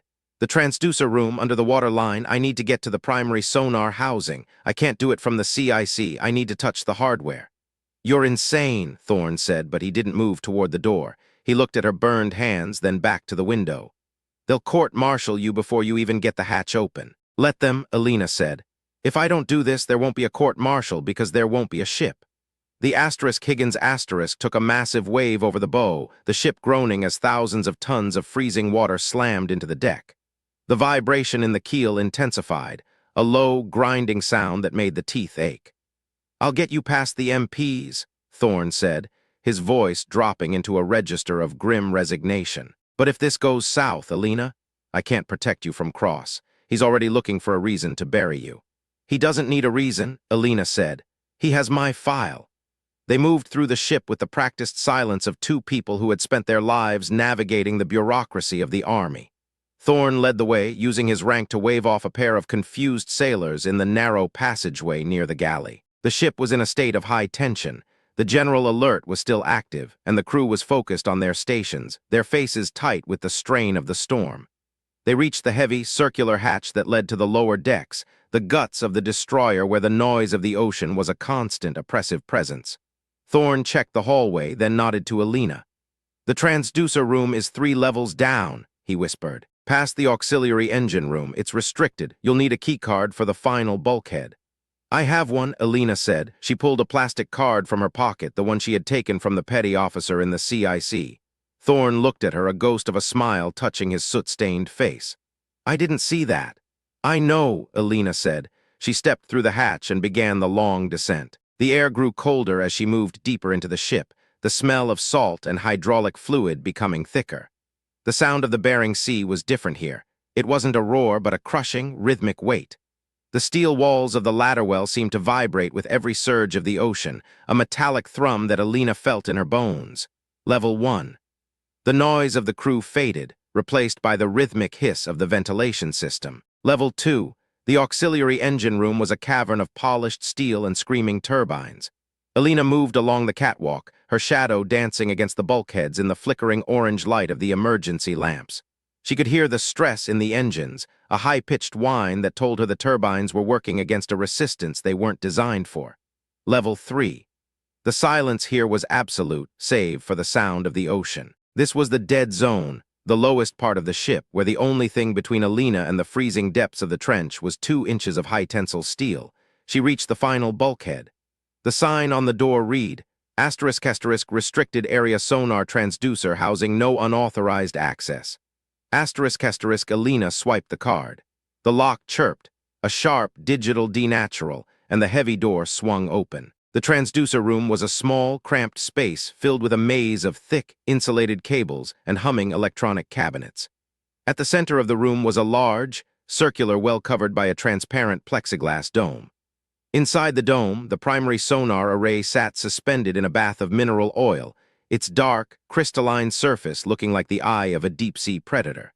Elena stepped up to the dome. She could feel the heat radiating from the electronics, a dry, metallic warmth that smelled of ozone. The vibration she had felt on the observation deck was deafening here. The entire room seemed to be humming at a frequency that made her vision blur. She knelt beside the control console, her bandaged hands trembling. She needed to bypass the ship's primary computer and gain direct control of the sonar's output frequency. She needed to create a phase cancellation bubble around the Higgins asterisk, a localized acoustic shield that would hide the ship's magnetic signature from the array's tug. But the console was locked. A red light blinked on the screen. *** system override required. Command authorization necessary. *** Elena stared at the screen. She didn't have a command code. She didn't have the authorization. She only had the sound. She closed her eyes and pressed her forehead against the cool plexiglass of the dome. She let the vibration of the ship flow into her, mapping the frequency of the magnetic lock. It was a 12.4 Hz pulse, a deep, subaudible groan that was woven into the very fabric of the ship's hull. She began to hum. It was a low, guttural sound, a vocalization that started in the pit of her stomach and rose through her chest. She wasn't just humming, she was searching for the seam in the 12.4 Hz pulse. She felt it in her teeth, a sharp, metallic click that told her she was close. She shifted the pitch, moving up by a fraction of a decibel. The vibration in the dome changed, a subtle ripple appearing in the mineral oil. The console chirped. The red light turned amber. ** signal anomaly detected. Attempting to recalibrate. ** Elena didn't stop. She pushed the tone higher, her throat aching with the effort. She was the transducer now. She was the bridge between the machine and the ocean. The amber light turned green. ** manual override engaged. Acoustic emitters active. ** Elena's eyes snapped open. She reached out and grabbed the manual frequency slider, her fingers gripping the metal as if it were a lifeline. She began to feed the counter signal into the array, a perfect 180-degree phase shift of the magnetic lock. The ship groaned. It was a sound of agony, a deep, structural protest as the tension between the Higgins asterisk and the array began to snap. The room shook violently, throwing Elena against the console. A series of sparks erupted from the cable housing, the smell of burning plastic filling the air. Elena held on. She watched the frequency monitor on the screen. The two signals were colliding, the 12.4 Hz pulse being eaten away by her counter signal. Suddenly, the vibration stopped. The silence that followed was terrifying. It wasn't the absence of sound. It was the feeling of a vacuum, a sudden drop in pressure that made Elena's ears pop. The Higgins asterisk lurched to the starboard side, the ship regaining its natural buoyancy as the magnetic anchor vanished. On the screen, the navigation data flickered and reset. The ship was no longer being pulled west. It was drifting, free of the lock, but the victory was short-lived. A new sound erupted from the depths. It wasn't a vibration. It was a scream. A high-pitched electronic shriek echoed through the hull, a sound so loud and so piercing that Elena had to clap her hands over her ears. It was the array's response. It had lost its grip on the ship, and now it was angry. The screen on the console turned a deep blood red, **** cavitation event imminent, structural failure in 60 seconds. ****, Elena scrambled to her feet, her heart hammering against her ribs. The array wasn't just a transmitter, it was a weapon. It was using the water around the ship to create a massive cavitation bubble, a vacuum that would collapse inward with the force of 1,000 depth charges. She needed to shut it down. She needed to kill the power to the sonar housing. She grabbed the emergency cut-off lever, but it wouldn't budge. The mechanism was fused, the metal melted by the intensity of the signal. "No," Elena whispered. "Not like this." She looked at the cables. They were thick, reinforced bundles of copper and fiber optics bolted to the deck plates. She didn't have a tool, she didn't have a knife. She looked at her hands. The gauze was soaked, the white fabric turning a dark, rusty red. The skin beneath was a mess of blisters and raw flesh. She reached out and grabbed the primary power coupling. The shock was instantaneous. A wall of electricity surged through her body, a white-hot agony that felt like her bones were being ground into powder. She couldn't scream, her lungs were paralyzed, the air trapped in her chest. Her vision went white, then black, then a searing electric blue. She didn't let go. She gripped the coupling with everything she had, her muscles locking in a permanent, agonizing spasm. She was the ground. She was the fuse. The room filled with the sound of 1,000 hornets. The smell of burning flesh, her flesh, mixed with the ozone and the salt. She could feel the energy flowing through her, a torrential river of fire that was trying to tear her apart. And then the sound stopped. The scream died. The red light on the console flickered and went dark. The hum of the electronics faded into a dull, rhythmic throb. Elena felt her grip loosen. She fell back, her body hitting the deck plates with a hollow thud. She couldn't feel her hands. She couldn't feel her arms. She could only feel the cold, hard steel against her back and the slow, rhythmic roll of the ship. She lay there for a long time, her breath coming in shallow, ragged gasps. The room was dark, the only light coming from the faint, green glow of the mineral oil in the dome. The silence was absolute. She had done it. She had broken the lock. She had saved the ship. But as she lay there, she heard it again, the stuttering pulse, the 4 to 4 times signature. It wasn't coming from the radio. It was coming from the hull. Asterisk tap, tap, tap, tap. Tap, tap, tap, tap. Asterisk Silas. Elena tried to sit up, but her body wouldn't obey. The pain was a distant, muffled roar, a storm that was slowly receding. She turned her head, her cheek pressing against the cold steel. The door to the transducer room swung open. A pair of heavy black boots stepped into the room, followed by the beam of a high-powered flashlight. "Sergeant Vance?" It was Colonel Cross. He was standing in the doorway, his silver-rimmed glasses reflecting the light of the flashlight. He looked down at her, his face a mask of cold, professional detachment. "What have you done, Sergeant?" he asked. Elena didn't answer. She couldn't. She just watched the light as it danced across the ceiling, a rhythmic, stuttering pulse that looked like a heartbeat. "The captain is going to want an explanation," Cross said, his voice echoing in the small room. "The ship has lost all sonar capability. We're blind in the middle of a storm, 50 miles off course with a structural fracture in the keel that shouldn't exist." He stepped closer, the beam of the flashlight hitting Elena's hands. He paused, the light lingering on the charred, weeping flesh. "You're a remarkably talented signal analyst, Vance," Cross said, his voice dropping an octave. "But you're a liability to this mission. You operate outside the chain of command. You ignore protocol. You treat this ship as if it's an extension of your own sensory hallucinations." "I saved it," Elena whispered, the words a dry, papery rasp. "Did you?" Cross asked. He knelt beside her, his face inches from hers. He smelled of cold tobacco and the metallic tang of the Bering Sea. "Or did you just destroy the only evidence we had that anything was out here? The sonar is gone. The logs are wiped. To the Navy, this is just a series of technical failures caused by a sergeant who had a mental breakdown under pressure." He reached out and picked up the plastic card she had dropped. He looked at it, then tucked it into his pocket. "You're going to the brig, Vance," Cross said. "As soon as the corpsman stabilizes you, you're being charged with sabotage, theft of government property, and endangering the lives of 300 sailors." Elena didn't flinch. She didn't beg. She just looked at him, her eyes clear and cold. "The signal," she whispered. "It's still there." Cross stood up, his face hardening. "There is no signal, Sergeant. There is only the wind." He turned and walked out of the room, the heavy door slamming shut behind him. The lock chirped, a sharp digital denatural, and the room was plunged into darkness. Elena lay on the deck, the silence closing in around her. She could feel the ship moving, the slow, rhythmic roll of the Bering Sea. She could feel the cold air leaking through the ventilation, and she could feel the vibration in the floor. Asterisk tap tap tap tap. Tap tap tap tap. Asterisk she closed her eyes. She wasn't afraid. She wasn't broken. She was just waiting. Because she knew something that Colonel Cross didn't. She knew that sound didn't need a sensor to exist. It didn't need a log to be true. It just needed someone to listen. The brig was a small, windowless box in the forward section of the ship, a place where the noise of the waves was a constant, rhythmic thrum against the hull. Elena sat on the edge of the narrow cot, her hands wrapped in thick, medicated bandages that smelled of sulfur and mint. The pain was a dull, pulsing ache now, a background noise that she had learned to tune out. The door to the cell opened with a heavy, metallic clang. Thorne stepped in. He looked older, his face lined with a fatigue that went deeper than his bones. He was carrying a plastic tray with a cup of water and a protein bar. "They're moving you to the mainland at 0600, he said, his voice a low gravel. "There's a C-130 waiting at Dutch Harbor. They're taking you straight to Anchorage." Elena didn't look at the tray. "Did you find the logs, Chief?" Thorne sat on the edge of the cot, his shoulders slumped. "There are no logs, Elena. Cross was right. The power surge fried the primary servers. The backup tapes are blank. It's like the last 6 hours never happened. And the structural fracture.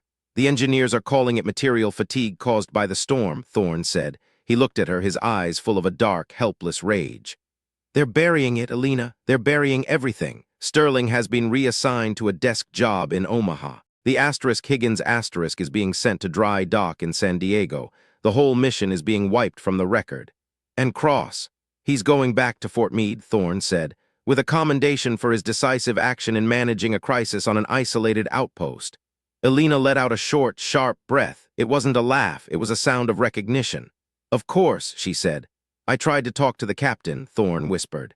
"I told him what I saw. I told him about the void. He wouldn't listen. He said that without digital confirmation, it's just a story." "It's not a story, Chief," Elena said. She looked at her bandaged hands. "It's a signal." Thorne reached out and touched her arm, his hand warm against the cold fabric of her jumpsuit. "I know, but you can't fight the institution, Elena. They have the paper, they have the rank, they have the silence." "The silence isn't theirs," Elena said. She looked up at the ceiling, her eyes following the rhythmic flicker of the emergency light. "They think they can control it, but they can't. The sound is still out there, it's moving." "What do you mean?" "The coordinates," Elena said. "The ones Silas sent, they weren't a trap, they were a destination." Thorne frowned. 300 miles west, that's Russian waters, Elena. That's the end of the world." "No," Elena said. "It's the beginning." She leaned closer, her voice dropping to a whisper that Thorne had to strain to hear. "The array wasn't designed to trigger a slide. It was designed to clear a path. They aren't mapping the fault line, they're mapping the tunnels." "Tunnels?" "Subcrustal acoustics," Elena said, her mind projecting the geometry of the sound she had heard in the transducer room. "There are massive natural cavities beneath the seafloor. Some of them are big enough to hide a fleet. The Void ship. It wasn't a ship, it was a scout. It was looking for the entrance." Thorne stared at her, his face pale. "You're saying there's an entire underwater network controlled by who?" "I don't know," Elena said, "but Silas does. He's been out there for 20 years, Chief. He didn't abandon us. He was recruited by someone who knew how to listen." Thorne stood up, his hand trembling as he reached for the tray. "I have to go. They only gave me 5 minutes." "Chief," Elena said, her voice catching him at the door. He turned, his face half hidden in the shadows. "Don't let them change the sound," she said. Thorne nodded, a single, sharp movement of his head. He walked out of the cell, the door slamming shut with a finality that echoed in the small room. Elena sat in the darkness, the silence closing in around her. She could feel the ship moving, the slow, rhythmic roll of the Bering Sea. She could feel the vibration in the hull, the 4-to-4 time signature that was still there, hidden beneath the noise of the waves. She wasn't a staff sergeant anymore. She wasn't a prisoner. She was a sensor. She closed her eyes and let the sound fill her. She mapped the frequency of the ship, the frequency of the ocean, the frequency of the world. She saw the void as a shape, a dark, perfect circle that was waiting for her in the deep water. She wasn't afraid of the cost. She wasn't afraid of the reckoning. She was ready. The transition to the mainland was a blur of gray skies and freezing wind. Elena was escorted from the Higgins in a wheelchair, her body too weak to support its own weight. She was moved from the ship to a waiting Jayhawk, then from the Jayhawk to a C-130 on the tarmac at Dutch Harbor. The interior of the transport plane was a cavern of olive-drab webbing and screaming engines. Elena was strapped into a seat in the back, her head resting against the vibrating bulkhead. She was surrounded by MPs, their faces hidden behind dark visors. They didn't talk to her. They didn't look at her.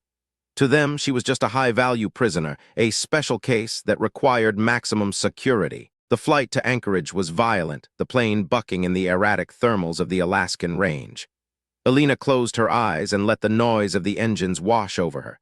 She didn't hear the roar, she heard the leak. The plane's airframe was vibrating at a frequency that was slightly off. It was a high-pitched whistle, a sign of a loose rivet in the port side wing. To anyone else, it was just a noise. To Elena, it was a message. She mapped the whistle, projected its geometry into the space around her. She saw the stress on the wing, the way the metal was bowing under the pressure of the wind. She saw the shape of the failure, and she saw something else. A shadow. It was following the plane, not a physical object, but an acoustic signature, a low, rhythmic pulse that was hitching a ride on the plane's own engine noise. It was the same signature she had heard on the Higgins. The void was still with her. It wasn't a ship. It wasn't a drone. It was a frequency. Elena felt a cold chill that had nothing to do with the air in the cabin. They weren't taking her to Anchorage for a trial. They were taking her there because she was the carrier. She was the only one who could hear the signal, and that made her the most valuable piece of hardware in the theater. Cross hadn't buried the evidence. He had harvested it. He had let her destroy the sonar, let her wipe the logs, let her isolate herself from the chain of command. He had turned her into a ghost, a woman who didn't exist in the digital record so that he could use her for his own purposes. He didn't want the truth. He wanted the capability. Elena opened her eyes. She looked at the MPs, their faces still hidden behind their visors. She looked at the olive-drab webbing of the cabin. She looked at the bandages on her hands. She wasn't a prisoner. She was a weapon, and the reckoning was just beginning. The plane flared and settled onto the runway at Joint Base Elmendorf-Richardson.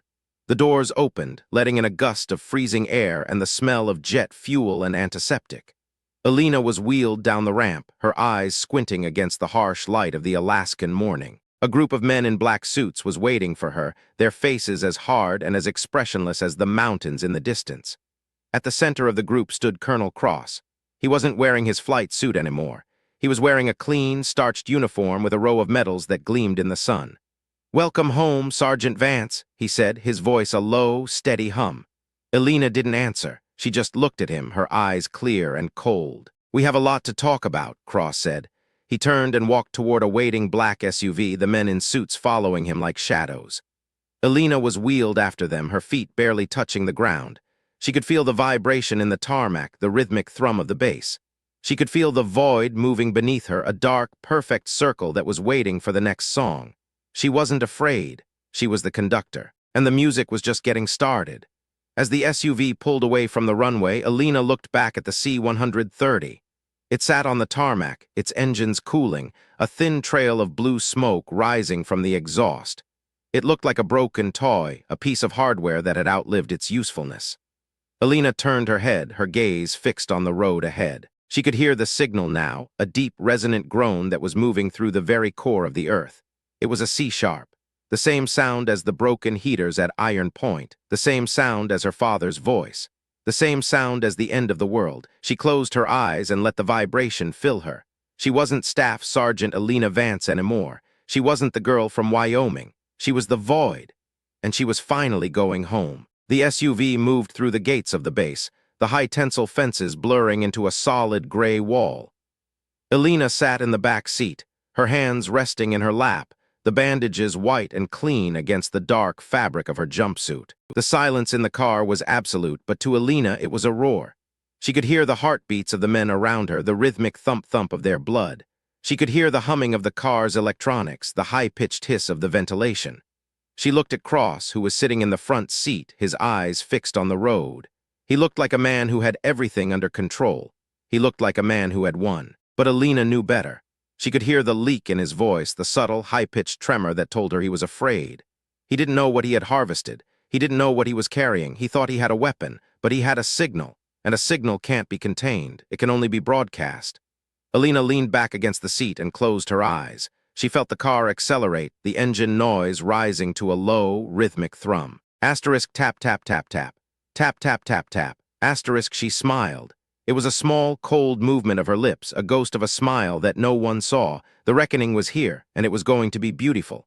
The black SUV turned onto a secluded road that led away from the main base, toward a cluster of windowless buildings tucked into the foothills. The sign on the gate read, **U.S. Air Force Research and Development Restricted Access. Elena didn't need the sign to know where they were going. She could hear the thinness in the air, the way the sound of the world changed as they entered the shielded facility. It was a dead zone, a place where the electromagnetic spectrum was tightly controlled, where the only signals allowed were the ones that had been approved by the institution. The car stopped in front of a heavy, steel door. Cross stepped out, his movements rhythmic and efficient. He opened the back door for Elena, his hand reaching out to help her. "This is as far as the military record goes, Sergeant," he said, his voice a low, steady hum. "From here on out, you don't exist. You are a sensory asset of the Department of Defense. Your medical records have been sealed. Your service record has been expunged. To the world, Elena Vance died in a storm-shattered outpost in the Aleutians." Elena looked at him, her eyes clear and cold. She didn't move, she didn't speak. "You should be grateful," Cross said, his voice dropping into a register of grim sincerity. "We're giving you a purpose. We're giving you a reason to use that talent of yours. You're going to help us map the void. You're going to help us find Silas." "You won't find him," Elena whispered, her voice a dry, papery rasp. "Why not?" "Because you aren't listening to the sound," Elena said. She looked at the steel door, her mind projecting the geometry of the facility. "You're listening to the echo." Cross frowned, his face hardening. "Take her inside." The men in suits stepped forward, their hands grabbing the wheelchair. They moved her through the steel door and into a long, brightly lit hallway that smelled of ozone and industrial-grade antiseptic.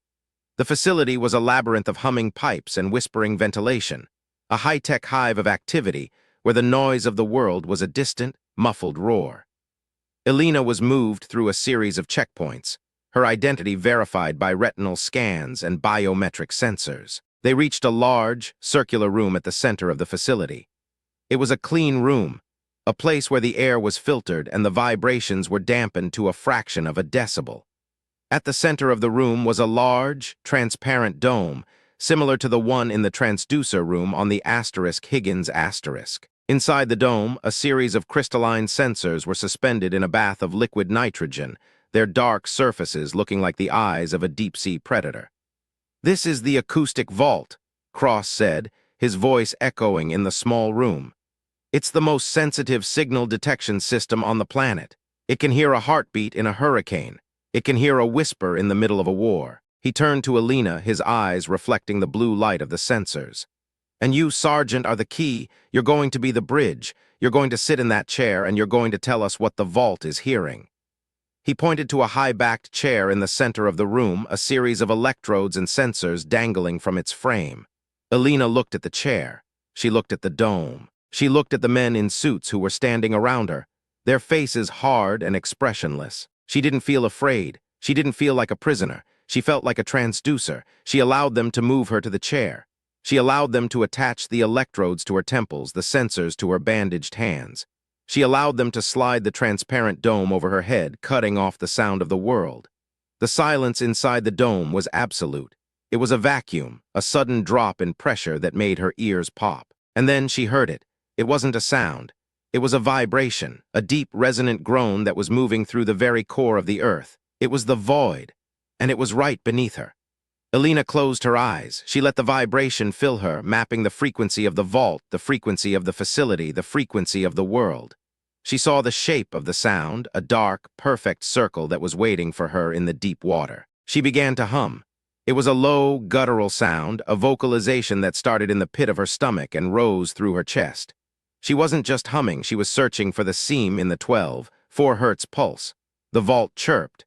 The blue light of the sensors turned a deep blood red, *** signal detected, attempting to recalibrate. ** on the other side of the glass, Cross and the men in suits were staring at a navigation screen that was flickering and resetting. They were looking at a map of the Pacific, a series of concentric rings expanding from a point 300 miles west of the Aleutians. They were looking at the destination, but Elena wasn't looking at the map. She was looking at the sound. She saw the void as it truly was, not a ship, not a weapon, but a bridge. A way to cross the line between the world of the known and the world of the silent. She pushed the tone higher, her throat aching with the effort. She was the transducer now. She was the bridge. The red light turned white. *** manual override engaged. Acoustic emitters active. *** the room filled with the sound of 1,000 hornets. The smell of burning plastic filled the air. Elena didn't let go. She held the frequency with everything she had, her muscles locking in a permanent, agonizing spasm. She was the ground. She was the fuse. And then the sound stopped. The silence that followed was terrifying. It wasn't the absence of sound. It was the feeling of a vacuum, a sudden drop in pressure that made her ears pop. The facility groaned. It was a sound of agony, a deep structural protest as the tension between the world and the void began to snap. The transparent dome shattered. Elena fell forward, her body hitting the floor with a hollow thud. She couldn't feel her hands. She couldn't feel her arms. She could only feel the cold, hard concrete against her back and the slow, rhythmic thrum of the earth. She lay there for a long time, her breath coming in shallow, ragged gasps. The room was dark, the only light coming from the faint, green glow of the liquid nitrogen in the broken dome. She had done it. She had opened the door. But as she lay there, she heard it again. The stuttering pulse, the 4-to-4 time signature. It wasn't coming from the vault. It was coming from the floor. Asterisk tap tap tap tap. Tap tap tap tap. Asterisk Silas. Elena tried to sit up, but her body wouldn't obey. She turned her head, her cheek pressing against the cold concrete. The door to the vault swung open. A pair of heavy black boots stepped into the room, followed by the beam of a high-powered flashlight. Sergeant Vance? It wasn't Cross. It was Thorne. He was standing in the doorway, his face a map of soot and exhaustion.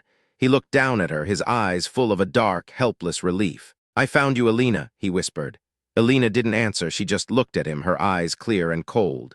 "The facility is in a total blackout," Thorne said. "The void just hit the power grid. Cross and his team are in a lockdown in the lower levels. We have 5 minutes before the MPs find us." He knelt beside her, his hands reaching out to lift her. "We're going to the coast, Elena. We're going to the coordinates." Elena allowed him to lift her. She allowed him to carry her through the dark, silent facility past the humming pipes and the whispering ventilation. She wasn't a staff sergeant anymore. She wasn't a prisoner. She was a signal, and the reckoning was finally here. As they reached the heavy, steel door that led to the outside world, Elena looked back at the vault. It sat in the darkness, a black, hollowed-out shell, a piece of hardware that had finally met a sound it couldn't name. She turned her head, her gaze fixed on the horizon where the sun was beginning to rise. The void was waiting for her, and Elena Vance was ready to sing. The smell of the silver sulfadiazine cream was the only thing that kept Staff Sergeant Elena Vance grounded in the vibrating cabin of the stolen Humvee as it bounced over the frost-heaved gravel of the Dalton Highway. It was a sterile, metallic scent, a sharp medicinal tang that cut through the frozen Alaskan air, and the lingering odor of scorched insulation that seemed to have permeated her very pores. Her hands, wrapped in thick white gauze that was already beginning to yellow at the knuckles, were held stiffly in her lap like 2 fragile porcelain dolls.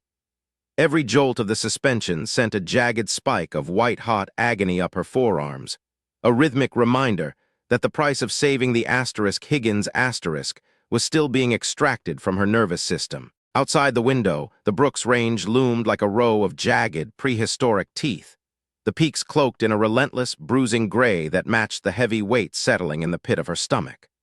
Thorne drove with a grim, silent intensity, his hands steady on the steering wheel, despite the fact that he was currently committing the kind of treason that would see a man buried in the deepest cell at Leavenworth. He hadn't spoken since they cleared the perimeter of the research facility at Elmendorf. He didn't need to. The way he checked the side mirrors every 30 seconds, the way his jaw was set like a rusted vise, and the way he'd traded his dress uniform jacket for a grease-stained Carhartt told Elena everything she needed to know. They were ghosts now, 2 blips on a radar screen that the United States military was currently trying to erase with the methodical efficiency of a hard drive wipe. 3,000 miles away, in a windowless room in the basement of the Pentagon, The institutional machinery was already beginning to grind Elena Vance into dust. Rear Admiral Sarah Holloway sat at the head of a mahogany table, her eyes fixed on a high-resolution satellite image of the Bering Sea. Beside her, a JAG captain named Miller was leafing through a stack of folders that didn't officially exist. The air in the room was thick with the scent of expensive coffee and the quiet, electric hum of encrypted servers. The official report from the Higgins states a catastrophic sonar failure followed by a localized power surge in the transducer room. Holloway said, her voice a cool, practiced monotone. Colonel Cross's addendum identifies Staff Sergeant Vance as the primary cause, a mental break under the stress of the storm. He's recommending a Section 8 and immediate dishonorable discharge, pending a criminal investigation into the sabotage of the array. Captain Miller tapped a pen against his chin, his brow furrowed. The problem, Admiral, isn't what's in the report. It's what's in the hull. I've got 3 naval engineers in dry dock at Bremerton who are refusing to sign off on the material fatigue theory. They're saying the stress patterns on the keel of the Higgins look less like storm damage and more like the ship was being pulled by a localized gravity well. They're using words like magnetic shearing and acoustic cavitation, words that don't show up in a standard weather report. Holloway didn't blink.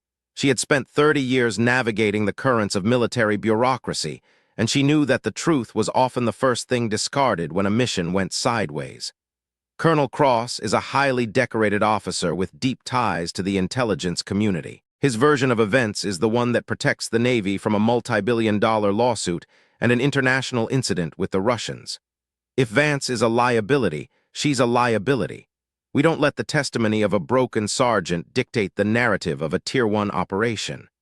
She's not just a sergeant, Admiral, Miller said, sliding a grainy photograph across the table. It was a shot of Elena's hands, taken by a corpsman on the Higgins before Cross had confiscated the camera. The skin was a ruin of blackened blisters and raw, pink flesh, the damage following the exact lines of the primary power coupling. She held onto a high-voltage line for nearly 60 seconds. According to the laws of physics, she should be dead. Instead, the ship's navigation systems reset, the magnetic lock snapped, and 300 sailors went home to their families. The crew is talking, Admiral. They're calling her the Witch of the Bering. They think she saved them. Then they think wrong. Holloway snapped, her composure finally cracking. In this building, we deal in facts. The fact is, Sergeant Vance is currently AWOL. The fact is, a warrant officer with 30 years of clean service has just helped her escape a high-security medical facility. And the fact is, Colonel Cross is currently leading a recovery team to bring them in. This isn't a prestige drama, Captain. This is a containment action. Back in the Humvee, the containment action was beginning to feel a lot like a hunt. Elena closed her eyes, trying to tune out the roar of the engine and the whistling wind. But the silence she sought wasn't there. Instead, the world was a cacophony of hidden frequencies. She could hear the high-pitched whine of the Humvee's alternator, a sound that felt like a needle being dragged across her retinas.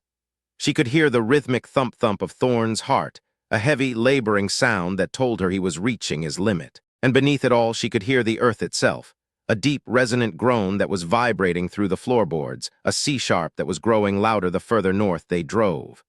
"They're using the Reapers," Elena whispered, her eyes still closed. Thorne glanced at her, his grip tightening on the wheel.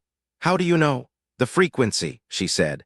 "The MQ-9 has a specific harmonic signature in its satellite uplink. It's a 14 gigahertz pulse. It's bouncing off the ionosphere right now, about 20 miles behind us.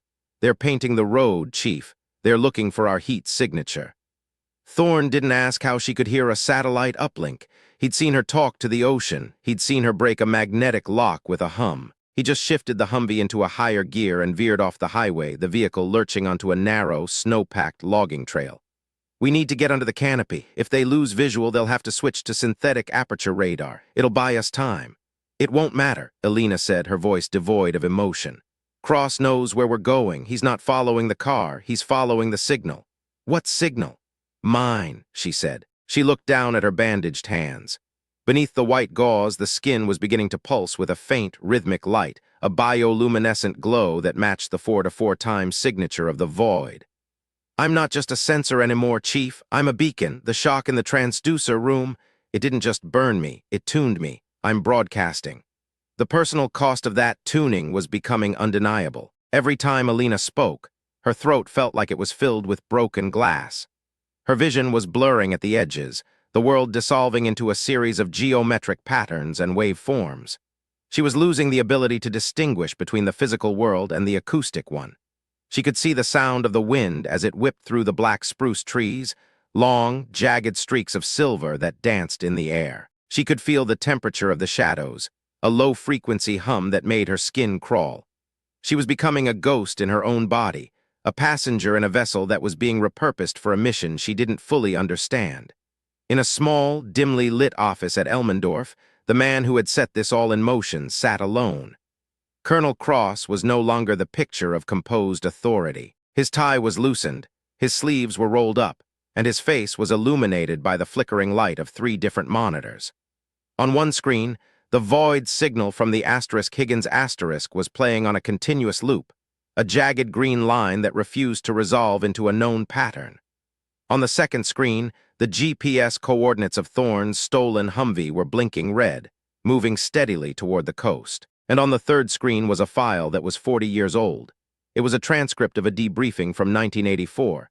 The subject was Silas Vance.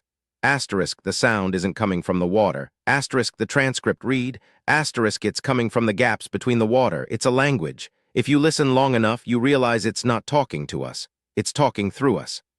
Asterisk Cross rubbed his eyes, his fingers trembling slightly. He had spent his entire career chasing the ghost of Silas Vance, trying to weaponize the cricket protocol, trying to find a way to dominate the acoustic spectrum. He had seen Elena as a tool, a more refined version of her father, a way to finally unlock the door to the subcrustal cavities. But as he watched the beacon on the screen, he realized he had made a catastrophic mistake. He hadn't captured a tool. He had triggered an evolution. The door to his office opened, and a young corporal named Sterling stepped in. Sterling was the one who had been at the monitoring station when Elena first found the frequency, the one who had seen her eyes turn that strange electric blue. He looked at Cross, his face pale and drawn.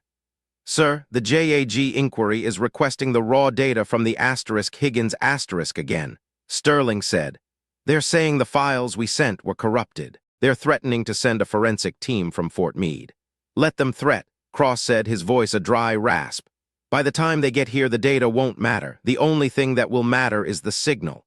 "Sir, Sergeant Vance, she's not going to survive this, is she?" Sterling asked. It was a question that broke every protocol of the room, a moment of human concern that had no place in the containment action. Cross looked at the corporal, and for a second the mask of the officer slipped.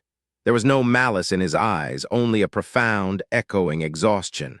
"No, Corporal, she's not, but she's going to change the world before she goes. Isn't that what we all signed up for, to be the fuel for the machine?" Sterling didn't answer. He just looked at the blinking red dot on the screen, the tiny, fragile spark of Elena Vance as it moved into the heart of the Alaskan wilderness. He remembered the way she had looked at the radio in Part 2, the way she had known the danger before the alarms even started. He realized then that the institution didn't just fail Elena. It had failed all of them. It had traded a human soul for a signal, and now the signal was the only thing left. By the time the Humvee reached the edge of the Seward Peninsula, the sun had disappeared behind a wall of black clouds, leaving the world in a state of permanent, freezing twilight. The logging trail had vanished, replaced by a vast, white expanse of tundra that felt like the surface of a dead moon. The temperature had dropped to 40 below, the air so cold that every breath felt like a physical assault on the lungs. Thorne pulled the vehicle to a stop on a ridge overlooking the Bering Sea. The ocean wasn't a roar here. It was a rhythmic, grinding groan, the pack ice shifting and cracking under the pressure of the tide. It was the same sound Elena had heard in the transducer room, the same 4-4 time signature that had haunted her father's dreams. "We're here," Thorne said, his voice barely a whisper. He turned to look at Elena, and the words died in his throat. She was no longer sitting in the seat. She was leaning forward, her forehead pressed against the glass of the windshield. Her breathing was shallow, a rhythmic hiss that matched the vibration of the earth. The gauze on her hands was glowing now, a bright, pulsing white that illuminated the dark cabin. Her eyes were open, but she wasn't seeing the tundra. She was seeing the void. "It's beautiful, Chief," she whispered. Thorne reached out and touched her shoulder, his hand shaking. Elena, look at me. We need to get you inside. We need to find cover. The Reapers. They'll be over the ridge any minute. They're already here, she said. As if on cue, the high-pitched whine of the MQ-9 engine cut through the wind. A dark, predatory shape banked over the ridge, its infrared camera locking onto the heat of the Humvee's engine. A second later, a trio of black SUVs crested the hill, their headlights cutting through the darkness like the eyes of a pack of wolves. Colonel Cross had arrived. He stepped out of the lead SUV, his uniform jacket whipped by the wind. He didn't have a weapon. He didn't need one. He had the full weight of the United States military behind him. He walked toward the Humvee, his feet crunching on the frozen snow, his face a mask of cold, professional resolve. Thorne stepped out of the vehicle, his hand on the butt of his sidearm. "Stay back, Colonel." "Step aside, Thorne," Cross said, his voice carrying clearly over the wind. "You've done your part. You got her here. Now let the experts take over." "She's not an asset, Cross," Thorne screamed, his voice cracking with rage. "She's a human being. Look at what you've done to her." "I've made her relevant," Cross said. He stopped 10 feet from the vehicle, his eyes fixed on the glowing shape in the passenger seat. "I've given her a voice that the whole world is going to hear. Do you have any idea what's beneath that ice, Thorne? It's not just a Russian array, it's a network, a nervous system, and Elena is the only one who can talk to it." Inside the car, Elena didn't hear them. She didn't hear the wind or the drones or the men arguing in the snow. She heard the 4-4 beat. It was louder now, a deafening, rhythmic thrum that was vibrating through her bones, through her teeth, through the very marrow of her soul. Asterisk tap tap tap tap. Tap tap tap tap. Asterisk she reached out and opened the door. The freezing air hit her like a physical blow, but she didn't flinch. She stepped out onto the snow, her boots sinking into the white powder. She stood there, a small, fragile figure in a grease-stained jumpsuit, her bandaged hands glowing like twin stars in the Alaskan night. Cross stopped. He looked at her, and for the first time he looked afraid. He wasn't looking at a sergeant. He was looking at a phenomenon. "Elena," he said, his voice dropping into a register of desperate pleading. "Talk to me. Tell me what you hear." Elena looked at him. Her eyes were no longer blue. They were white, a pure, brilliant white that seemed to contain all the light of the stars. She didn't speak. She didn't need to. She just opened her mouth and let out a single, long, resonant note. It wasn't a scream. It wasn't a song. It was a frequency. The effect was instantaneous. The high-pitched whine of the Reaper drone suddenly shifted, the engine sputtering and dying as the acoustic pulse disrupted its flight controls. The drone banked sharply, its wings clipping a spruce tree before it slammed into the hillside in a blooming fireball. The electronics in the black SUVs erupted in a shower of sparks. The headlights flickered and went out, the engine seizing as the harmonic resonance shattered the delicate ceramic components of the fuel injectors. The men in suits fell to their knees, their hands over their ears, their faces contorted in agony as the frequency vibrated through their sinus cavities. Only Thorne and Cross remained standing. Thorne, because he had been tuned to Elena's frequency for the last 48 hours, and Cross because his obsession had made him immune to the very thing he sought to control. Elena didn't stop. She turned toward the ocean, her gaze fixed on the dark, churning water of the Bering Strait. The note she was holding grew louder, more complex, layering upon itself until the very air seemed to shimmer with the intensity of the sound. The ice began to crack. Not the small, rhythmic snaps of the tide, but a massive, structural fracture that ran for miles across the pack. A dark, jagged line appeared in the white expanse, a wound in the earth that began to bleed steam and freezing water. And then the void rose. It wasn't a ship. It wasn't a submarine. It was a shape of pure, dark energy, a massive obsidian sphere that emerged from the depths with a sound that felt like the world was being torn in half. It sat on the surface of the water, a silent, pulsing shadow that defied gravity and light. "The destination," Elena whispered, her voice finally returning.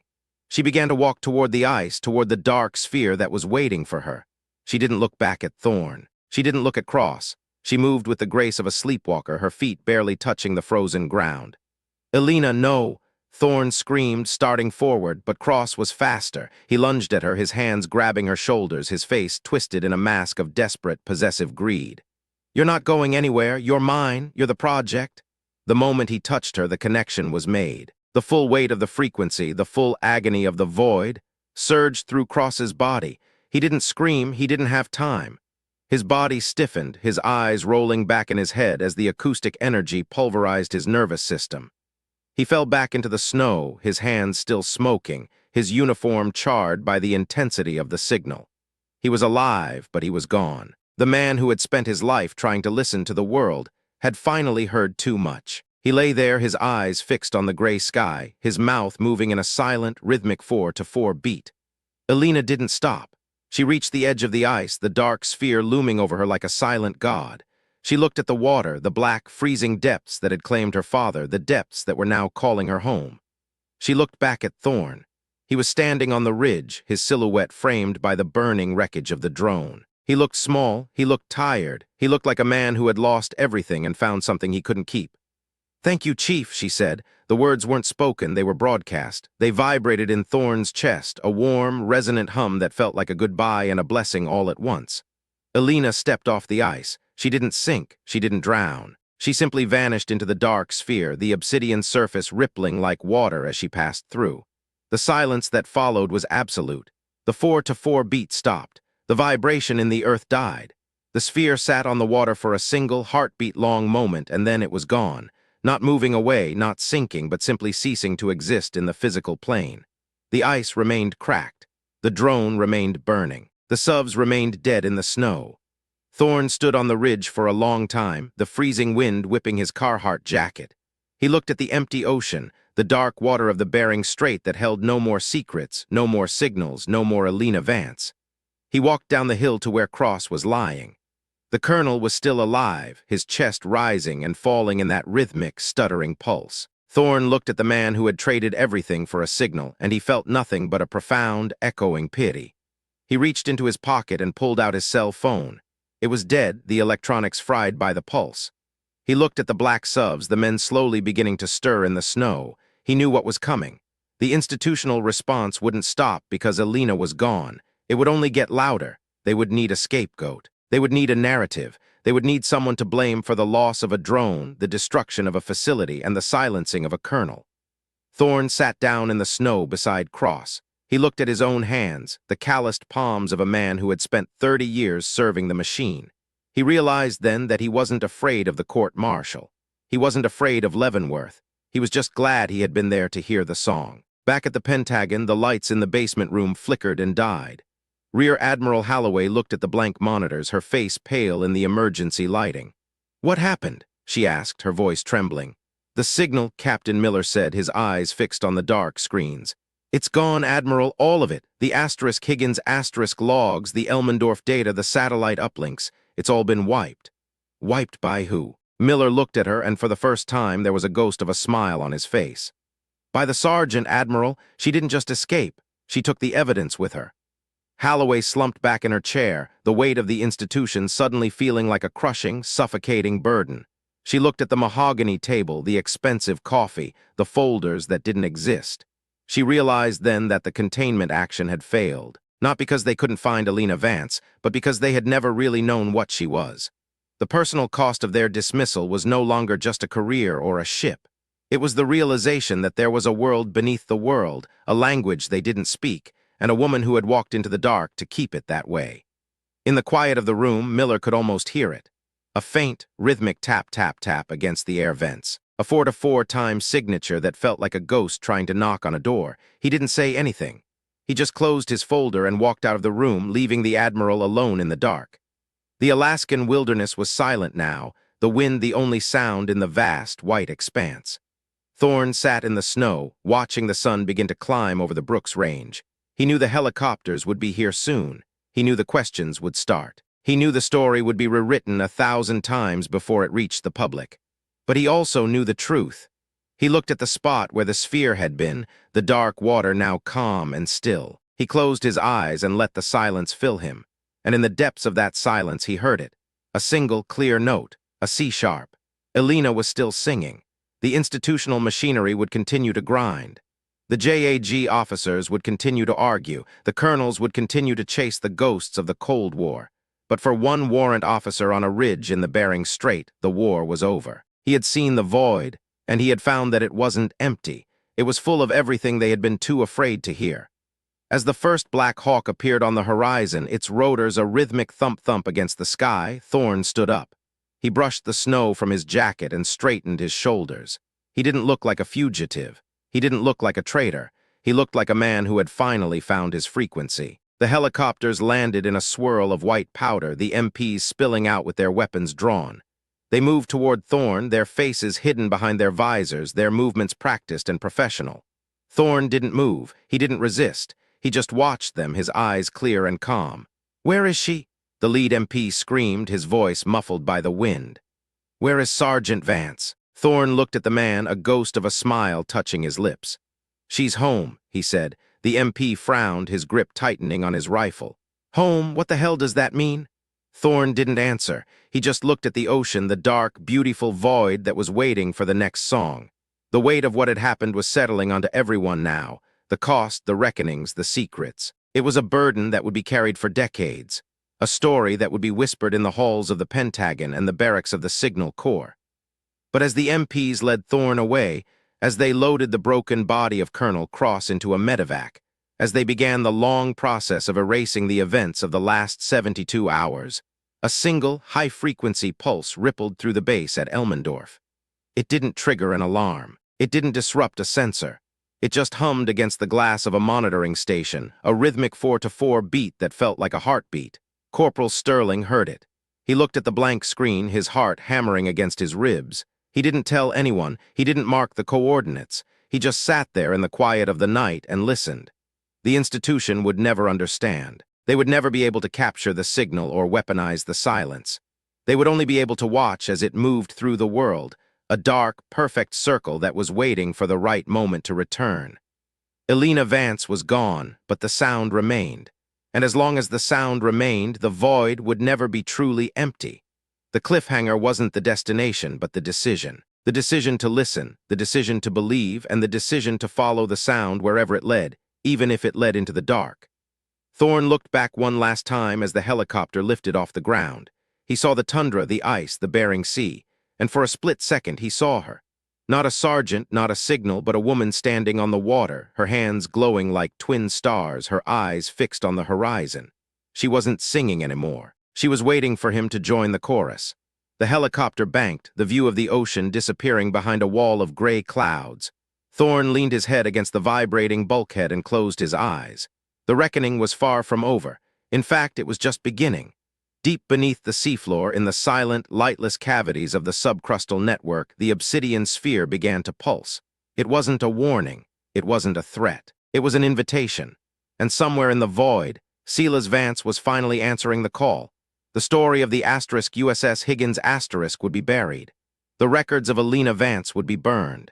But the frequency would endure, a rhythmic, stuttering pulse that would echo through the history of the United States military like a ghost that refused to be laid to rest. The silence of the institution was no match for the music of the world. And as the sun finally broke through the clouds, illuminating the frozen Alaskan range in a brilliant, cold light, the last note of Elena's song finally faded away, leaving only the sound of the wind and the rhythmic, 4-4 beat of the Earth's own heart. The final reckoning was coming, but for now there was only the silence and the waiting. The cold didn't leave Thorne's bones when they lifted him into the belly of the Black Hawk, nor did it fade when the heater in the transport cabin began to blast its dry, synthetic warmth against his face. It was a deep, structural chill, the kind that settles into the marrow after you've stood on the edge of the world and watched the laws of physics rewrite themselves in the dark. He sat on the nylon bench, his back against the vibrating bulkhead, and watched the MPs secure Colonel Cross to a litter. Cross was silent, his eyes open and fixed on a point somewhere 3 inches past the ceiling of the helicopter. His hands, charred and stiff, were curled as if they were still trying to grasp the air, or perhaps the woman who had just slipped through his fingers like a radio wave. The rhythmic asterisk, thump-thump asterisk of the rotor blades was the only thing Thorne could hear, but it wasn't just a sound. To him, it was a C-sharp. It was a metronome. It was the legacy Elena Vance had left behind in his nervous system, a permanent tuning to a world that no one else in this cabin could see. The extraction was a blur of high-octane fuel and shouted orders, a desperate attempt by the institution to reclaim a narrative that had already fractured beyond repair. When they landed at Elmendorf, there were no cameras, no welcoming committees, and no medical teams waiting with blankets and coffee. There were only men in charcoal suits and tactical vests, their faces as hard as the Alaskan permafrost. They moved Thorne through a series of windowless corridors, the air smelling of ozone and industrial floor wax, until they reached a room that didn't exist on any blueprint of the base. It was a SIF, a sensitive compartmented information facility, designed to keep the world out, but as Thorne sat down in the bolted-to-the-floor chair, he realized the room was a failure. He could hear the hum of the air filtration system, a low-frequency drone that tasted like copper on the back of his tongue. He could hear the electric pulse of the security cameras, a rapid-fire clicking that felt like a needle tapping against his temple. He was a man who had been broken open, and the silence they tried to impose was nothing more than a louder room. Rear Admiral Holloway didn't look like she had slept in 48 hours. She sat across from Thorne, her dress blue jacket discarded, her white shirt wrinkled at the elbows. Beside her, Captain Miller sat with a legal pad and a digital recorder that was already blinking red. They didn't offer him water. They didn't ask how he felt. They just watched him, the way a scientist watches a specimen that has survived a lethal dose of radiation. The silence stretched, long and jagged, until the only sound in the room was the rhythmic tapping of Miller's pen against the mahogany table. "Where is she, Warrant?" Holloway asked. Her voice was a dry rasp, stripped of its usual bureaucratic polish. Thorne looked at her, and for a second he didn't see an admiral. He saw a woman who was terrified that the world she had spent 30 years building was made of glass. "I told the MPs on the ridge, she's home." "Don't give me poetry, Thorne," Holloway snapped, her hand slamming against the table. The sound echoed in Thorne's ears like a gunshot, a sharp, dissonant burst that made his teeth ache. "We have a missing Tier 1 asset, a destroyed MQ-9 Reaper, and a colonel who is currently being fed through a tube because his brain looks like it was put through a microwave. I need coordinates. I need a destination. I need to know what that thing was on the water." "It wasn't a thing," Thorne said, his voice quiet but steady. He leaned forward, the movement causing a sharp pain in his ribs where he'd hit the ice. "It was a frequency. It was what Vance was looking for in 84. It was what Cross was trying to weaponize. Only she didn't weaponize it. She answered it." Captain Miller cleared his throat, his eyes never leaving Thorne's face. "The sensors on the Higgins asterisk are gone. Warrant. The data at Elmendorf is gone. We've got 300 sailors telling stories about a woman who stopped a magnetic shear with her bare hands, and we've got a hole in the Bering Sea that's currently emitting a signal that's confusing every sonar array from here to Vladivostok.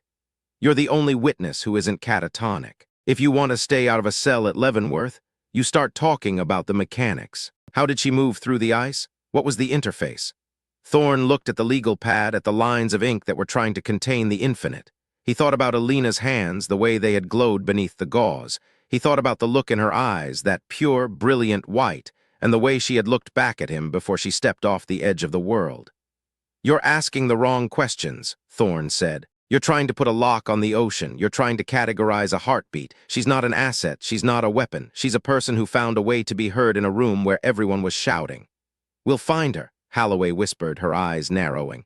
"We'll drag the bearings straight. We'll use the deep submergence vehicles. We'll find that sphere and we'll open it." "You won't," Thorne said. He felt a sudden, sharp surge of certainty, a resonance that vibrated through his chest. "It's not in the water, it's in the gaps. It's in the silence between the notes. You can't find it because you don't have the ears for it. None of us do, not anymore." The interrogation lasted for 18 hours. They rotated the teams, they changed the temperature in the room, they showed him photographs of the wreckage and medical reports of Cross's shattered nervous system. They tried to break him with the weight of the institution, with the threat of treason, with the promise of a quiet retirement if he just gave them one piece of actionable intelligence.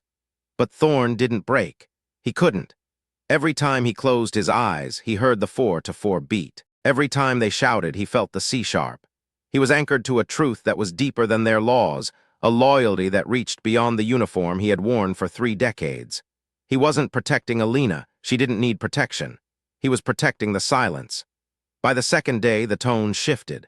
The men in suits were replaced by analysts from Fort Meade, people with degrees in quantum acoustics and theoretical physics. They didn't threaten him, they studied him. They hooked him up to an EEG and watched the screens as he listened to white noise. They saw the way his brainwaves synchronized with a frequency that shouldn't have been there. They saw the way his heart rate stabilized into a perfect, rhythmic 4-4 signature. They realized then that Thorne wasn't just a witness. He was a carrier. "You're infected," one of the analysts whispered, a young man with wire-rimmed glasses and a face that hadn't seen the sun in months. He was looking at a monitor that showed Thorne's neural activity. The acoustic pulse, it didn't just disrupt the electronics. It reorganized your synaptic pathways. You're perceiving the world through a different filter, Warrant. "Is that what you call it?" Thorne asked. "Infected. It's a biological shift," the analyst said, his voice filled with a strange, clinical awe. "It's like you've been tuned to a station that doesn't exist on our dial. If we can isolate the harmonic, we might be able to trace the source. We might be able to follow her." "You won't," Thorne said again, and this time he almost felt sorry for them. They were looking for a destination, but Elena Vance was a journey. While Thorne was being dissected in the basement of Elmendorf, the institutional machinery was busy erasing Elena Vance from history. In a windowless office at the Pentagon, Rear Admiral Holloway watched as the files were shredded, the digital records wiped, and the non-disclosure agreements signed. The USS Higgins was officially credited with a successful navigation of an extreme weather event, its sonar failure attributed to a documented manufacturing defect. Colonel Cross was moved to a private facility in Maryland, his condition listed as a severe stroke brought on by high-altitude exposure. And Staff Sergeant Elena Vance was officially declared missing in action, presumed dead after her vehicle was swept away by a localized avalanche on the Seward Peninsula. It was a clean story. It was a professional story. It was the kind of story that allowed 300 sailors to go home and a multi-billion-dollar project to be quietly defunded without an inquiry. But it was a story built on a foundation of sand. Because every night, in the transducer room of the Higgins the sensors would flare for a single, heartbeat-long second.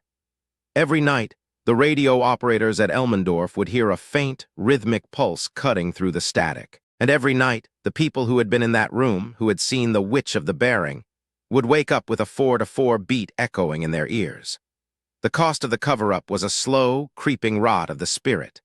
Captain Miller resigned his commission 2 months later, moving to a small town in Oregon where he spent his days building wooden boats and refusing to answer the phone. Admiral Holloway stayed, her hair turning white in a matter of weeks, her eyes always fixed on the horizon as if she were waiting for the ocean to finally speak back. The institution survived, but it was hollowed out, a shell of a thing that had encountered a truth it couldn't consume. 3 months after the Ridge, Thorne was released. They couldn't charge him with treason because there was no evidence of a crime. They couldn't keep him because his presence was a constant reminder of their failure. They gave him a medical discharge, a pension, and a stern warning that the NDA he had signed was a life sentence. He walked out of the gates of Elmendorf with a single duffel bag and a world that felt too loud, too bright, and entirely too small. He didn't go back to his life in Fairbanks. He bought a rusted Ford F-150 and drove south, through the winding mountain passes and the vast, silent stretches of the Yukon, until he reached a small town in Montana called Big Sandy. It was a place of high plains and big skies, a place where the wind was the only thing that spoke for miles. He found a cabin on the edge of a coulee, a place with a wraparound porch and a wood-burning stove, and he settled into the rhythm of the land. He spent his days fixing fences and watching the hawks circle in the thermals. He didn't use a radio, he didn't have a television. He lived in the silence, and for the first time in his life he wasn't lonely. Because the silence wasn't empty, it was full of her. He could feel her in the way the ground vibrated before a summer storm. He could hear her in the rhythmic thrum of a distant freight train. He could see her in the way the light hit the tall grass at sunset, a brilliant golden white that reminded him of the Ridge. He realized then that Elena hadn't disappeared. She had just changed state. She was the signal, and he was the receiver. One evening, as the first frost was beginning to turn the coulee into a silver-rimmed bowl, Thorne sat on his porch with a mug of coffee. The air was still, the kind of absolute quiet that usually only exists in the deep woods. But then he heard it. Asterisk tap tap tap tap. Tap tap tap tap. Asterisk it wasn't a sound from the outside. It was a vibration in the wood of the porch, a 4-to-4 beat that was coming from deep within the earth. He put his hand down on the floorboards, and the resonance moved up his arm, a warm, pulsing hum that felt like a greeting. He closed his eyes and let the frequency fill him, his heart rate slowing to match the rhythm of the world. He wasn't alone. Deep within the obsidian sphere, in a place that existed beyond the reach of the military's satellites and the institution's lies, Elena Vance sat in a quiet moment. The space wasn't dark. It was a library of light, a kaleidoscopic array of frequencies that looked like shimmering ribbons of silver and blue. There were no walls, no ceilings, no floor. There was only the sound. It was a symphony of every heartbeat that had ever pulsed, every wave that had ever crashed, every breath that had ever been taken. It was the void, and it was the most crowded room she had ever been in. She looked at her hands. They weren't wrapped in gauze anymore. They were smooth, the skin a pale, luminous ivory, the scars from the transducer room long gone. She moved her fingers, and a series of high-pitched, crystalline notes rang out, a melody that felt like it had been waiting for her to play it. She wasn't a sergeant anymore. She wasn't a censor. She was a conductor. She saw her father, Silas, standing a few yards away. He didn't look like the broken man from the transcripts. He looked young, his uniform crisp and clean, his eyes clear and full of a profound, echoing peace. He wasn't a ghost. He was a frequency that had finally found its resolution. He didn't speak, but Elena could hear his song, a deep, resonant bass that was the foundation of everything around them. He smiled at her, a look of pride that needed no words, and then he turned back to the task of maintaining the pulse.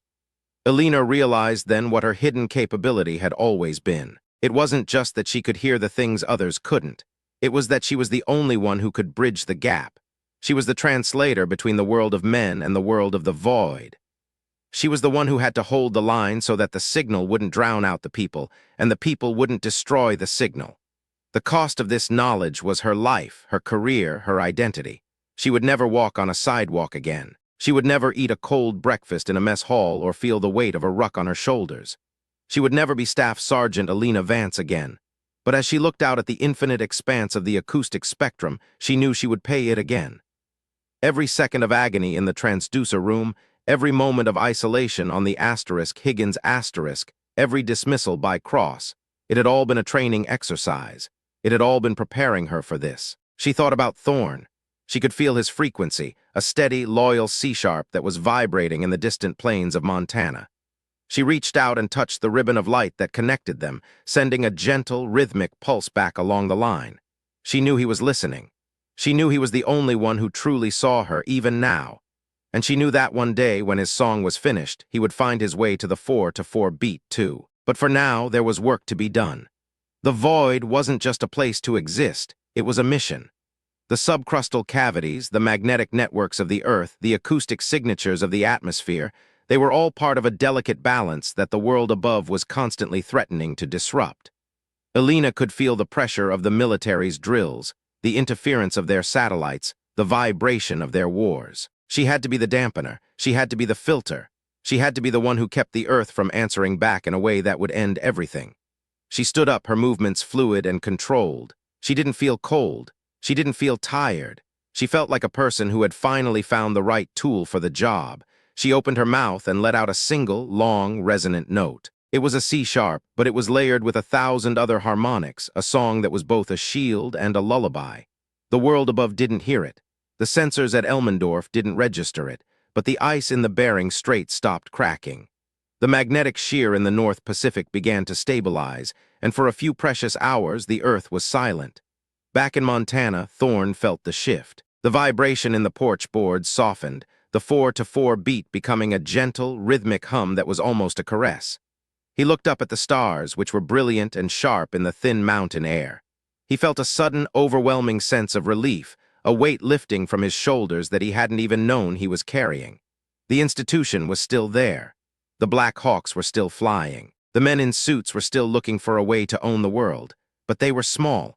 They were loud and they were angry, but they were small. They didn't know that the silence was being guarded. They didn't know that the Witch of the Bering was still on duty. Thorn stood up and walked to the edge of the porch. He looked out at the dark coulee, at the way the shadows of the hills looked like waves frozen in time. He took a deep breath, the cold air filling his lungs, and he smiled. It wasn't a smile of triumph or of vindication. It was the smile of a man who had survived the storm and found that the sun was still there. He reached into his pocket and pulled out a small silver coin, his challenge coin from his time with the 10th Mountain Division. He looked at it for a moment, the moonlight catching the eagle and the crossed rifles. He thought about the 28 years he had spent serving the machine, the thousands of orders he had followed, the countless hours he had spent trying to be the perfect soldier. And then he let it go. He tossed the coin into the dark grass of the coulee. It didn't make a sound when it hit the ground. It was just gone, a piece of metal that no longer meant anything to the man who had heard the song. He walked back inside the cabin, the floorboards creaking under his boots. He didn't lock the door. He didn't need to. He went to the kitchen and poured himself a glass of water, the sound of the liquid hitting the glass a perfect, crystalline B-flat. He drank it slowly, savoring the taste of the earth, and then he went to bed. In his dreams, he was back on the ridge, but the wind wasn't cold and the drones weren't there. There was only the ice and the water and the woman with the glowing hands. She was standing on the Bering Strait, her eyes white and full of stars, her voice a frequency that was the color of the sunrise. "It's beautiful, Chief," she whispered. "I know, Elena," he replied. "I can hear it." The next morning, Thorn woke up before the sun. He didn't need an alarm. His body was tuned to the first light.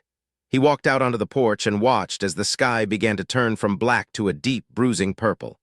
He saw a coyote trotting across the coulee, its movements silent and rhythmic.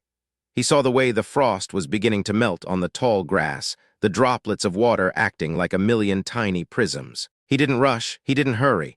He moved with the dark competence of a man who knew exactly what he was capable of and what it had cost him to get there. Around noon, a dusty black SUV pulled up the long gravel driveway. Thorn stopped his work and wiped the sweat from his forehead with his sleeve. He didn't feel afraid. He didn't reach for a weapon. He just stood there, his hammer in his hand, and watched as a man in a rumpled suit stepped out of the vehicle. It was Corporal Sterling, or rather, former Corporal Sterling. He wasn't in uniform, and he looked like he hadn't slept in a week. He walked toward Thorn, his eyes darting around the coulee, his hands jammed deep into the pockets of his jacket. "Warrant Officer Thorn?" Sterling asked, his voice trembling slightly. "I'm just Thorn now, Corporal," Thorn said. "What are you doing here?" Sterling stopped a few feet away, his gaze falling to the half-fixed fence. "I left 2 weeks ago. I couldn't stay in that room anymore. The sound, it wouldn't stop." Thorn looked at the young man, at the raw, haunted look in his eyes. He saw the same thing he had seen in the mirror 3 months ago, the look of a person who had been broken open by the truth and didn't know how to put themselves back together. "You heard it," Thorn said. "It wasn't a question." "The 4-to-4 beat," Sterling whispered. "Against the glass of the monitoring station, every night at 2300. I tried to log it, but the software wouldn't recognize it. It's like the machines are blind to it, Thorn, but I'm not blind anymore." Thorn set his hammer down on the fence post. He walked over to Sterling and put a hand on the young man's shoulder. It was a specific, earned gesture, the kind of touch that only exists between people who have survived the same war. "It's not a haunting, Sterling," Thorn said quietly. "It's a signal. You just have to learn how to listen to it." "How?" Sterling asked, a desperate note of pleading in his voice. "How do I make it stop hurting?" "You don't make it stop," Thorn said. "You make it part of you. You find your own frequency and you let it join the chorus. It's the only way to stay sane in a world that's trying to tell you that what you saw didn't happen." Sterling looked at the coulee, at the vast, silent expanse of Montana. He took a deep breath, and for the first time, his shoulders seemed to relax. "They're still looking for her, you know. They've got a new project, acoustic dominance. They're building a bigger array in the Aleutians." "Let them build it," Thorn said, a ghost of a smile touching his lips. "They're trying to catch the wind with a net. They'll never find her, and they'll never own the sound. Elena Vance is beyond their reach now." Is she okay?" Sterling asked. Thorn looked toward the horizon, where the mountains were beginning to glow in the midday sun. He felt the vibration in his bones, the steady, loyal C-sharp that was always there, always waiting. "She's better than okay," Thorn said. "She's doing the job she was born for. She's keeping the world from tearing itself apart." Sterling stayed for a few hours. They sat on the porch and drank coffee, 2 men who had been discarded by the institution they had served, 2 ghosts in a world that didn't want to remember them. They didn't talk about the military. They didn't talk about the *Higgins*. They talked about the land, the weather, and the way the light changed throughout the day. They talked about the things that were real, the things that were true, and the things that survived when everything else was stripped away. When Sterling finally got back into his SUV to drive away, he looked like a different man. The haunted look was still there, but it was tempered by a sense of purpose, a quiet understanding of what he had to do next. He didn't have a destination, but he had a signal. And for a man who had spent his life in the dark, that was enough. Thorne watched the SUV disappear down the gravel road, the dust cloud lingering in the air for a long time. He felt a sense of peace, a quiet satisfaction in knowing that the circle was widening. Elena wasn't alone in the void, and he wasn't alone in the world. There were others. There would always be others. The institution could bury the reports and burn the files, but they couldn't stop the frequency from spreading. It was a biological shift, a global evolution, and it was happening one person at a time. He went back to his fence, the asterisk thwack asterisk of his hammer echoing through the coulee. He worked until the sun began to dip below the mountains, until the shadows grew long and the first stars began to appear. He finished the last post, packed up his tools, and walked back to the cabin. He stopped on the porch and looked out at the dark world. He felt the cold air on his face, the weight of his gear in his hands, the specific texture of the moment. He felt the 4-4 beat steady and sure coming from the earth beneath his feet. He closed his eyes and whispered a single word into the night. "Elena." The answer came not as a voice, but as a resonance. A single, clear C-sharp that vibrated through the floorboards, through his boots, and into his heart. It was a greeting, a goodbye, and a promise all at once. He walked inside and closed the door, leaving the night to the wind and the stars. He didn't need to see the void to know it was there. He didn't need to hear the song to know it was being sung. He was a witness, a carrier, and a friend. And in the quiet of the Montana night, that was the only thing that mattered. The institution would continue to grind. The colonels would continue to chase the ghosts. The wars would continue to rage. But the silence of the Witch of the Bearing would always be there, a rhythmic, stuttering pulse that would echo through the history of the world like a heartbeat that refused to stop. The personal cost had been high. A career lost, a body broken, a life transformed. But as Thorne sat in his quiet cabin, listening to the hum of the world, he knew it had been worth it.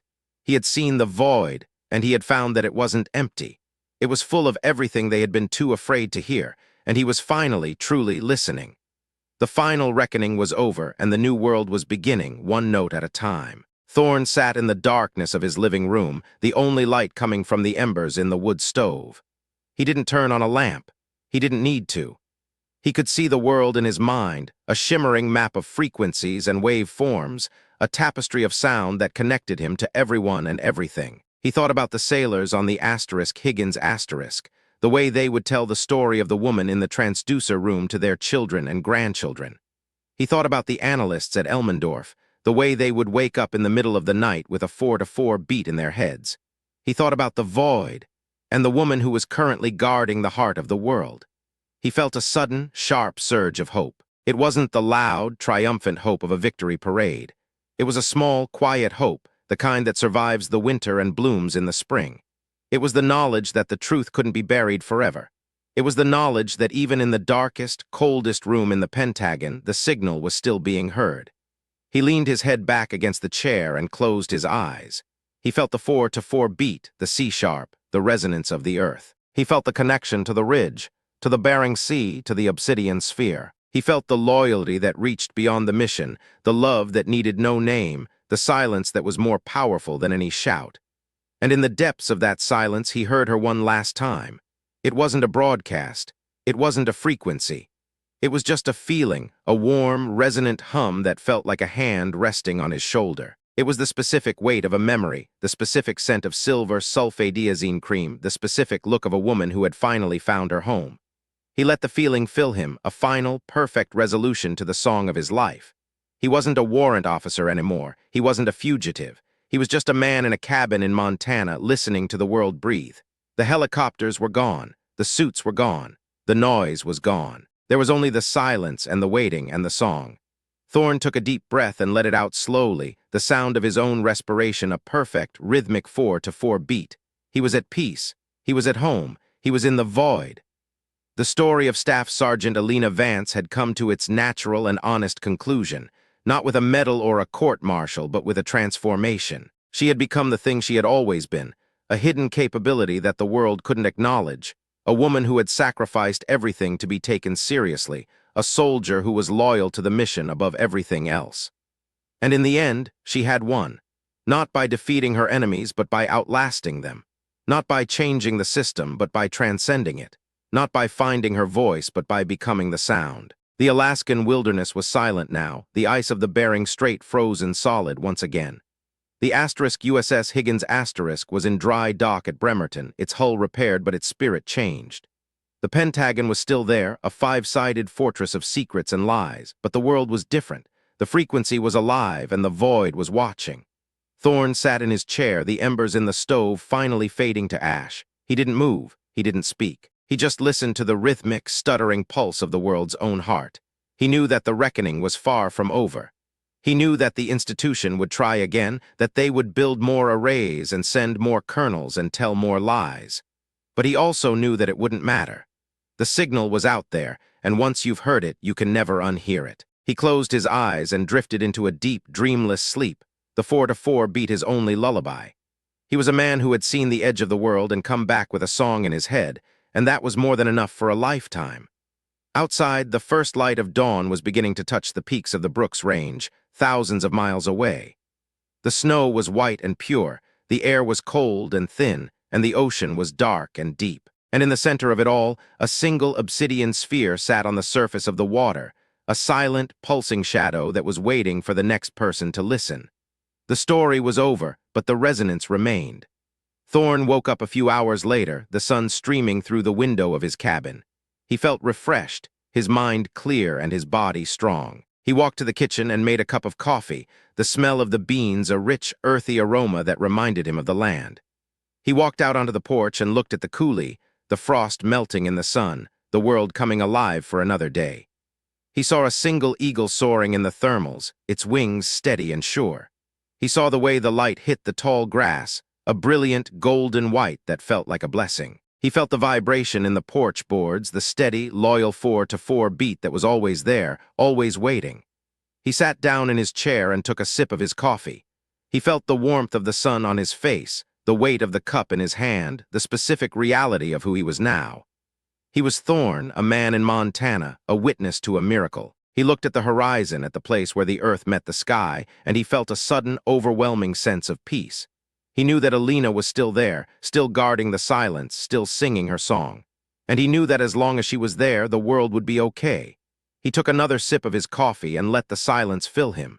He was ready for whatever came next.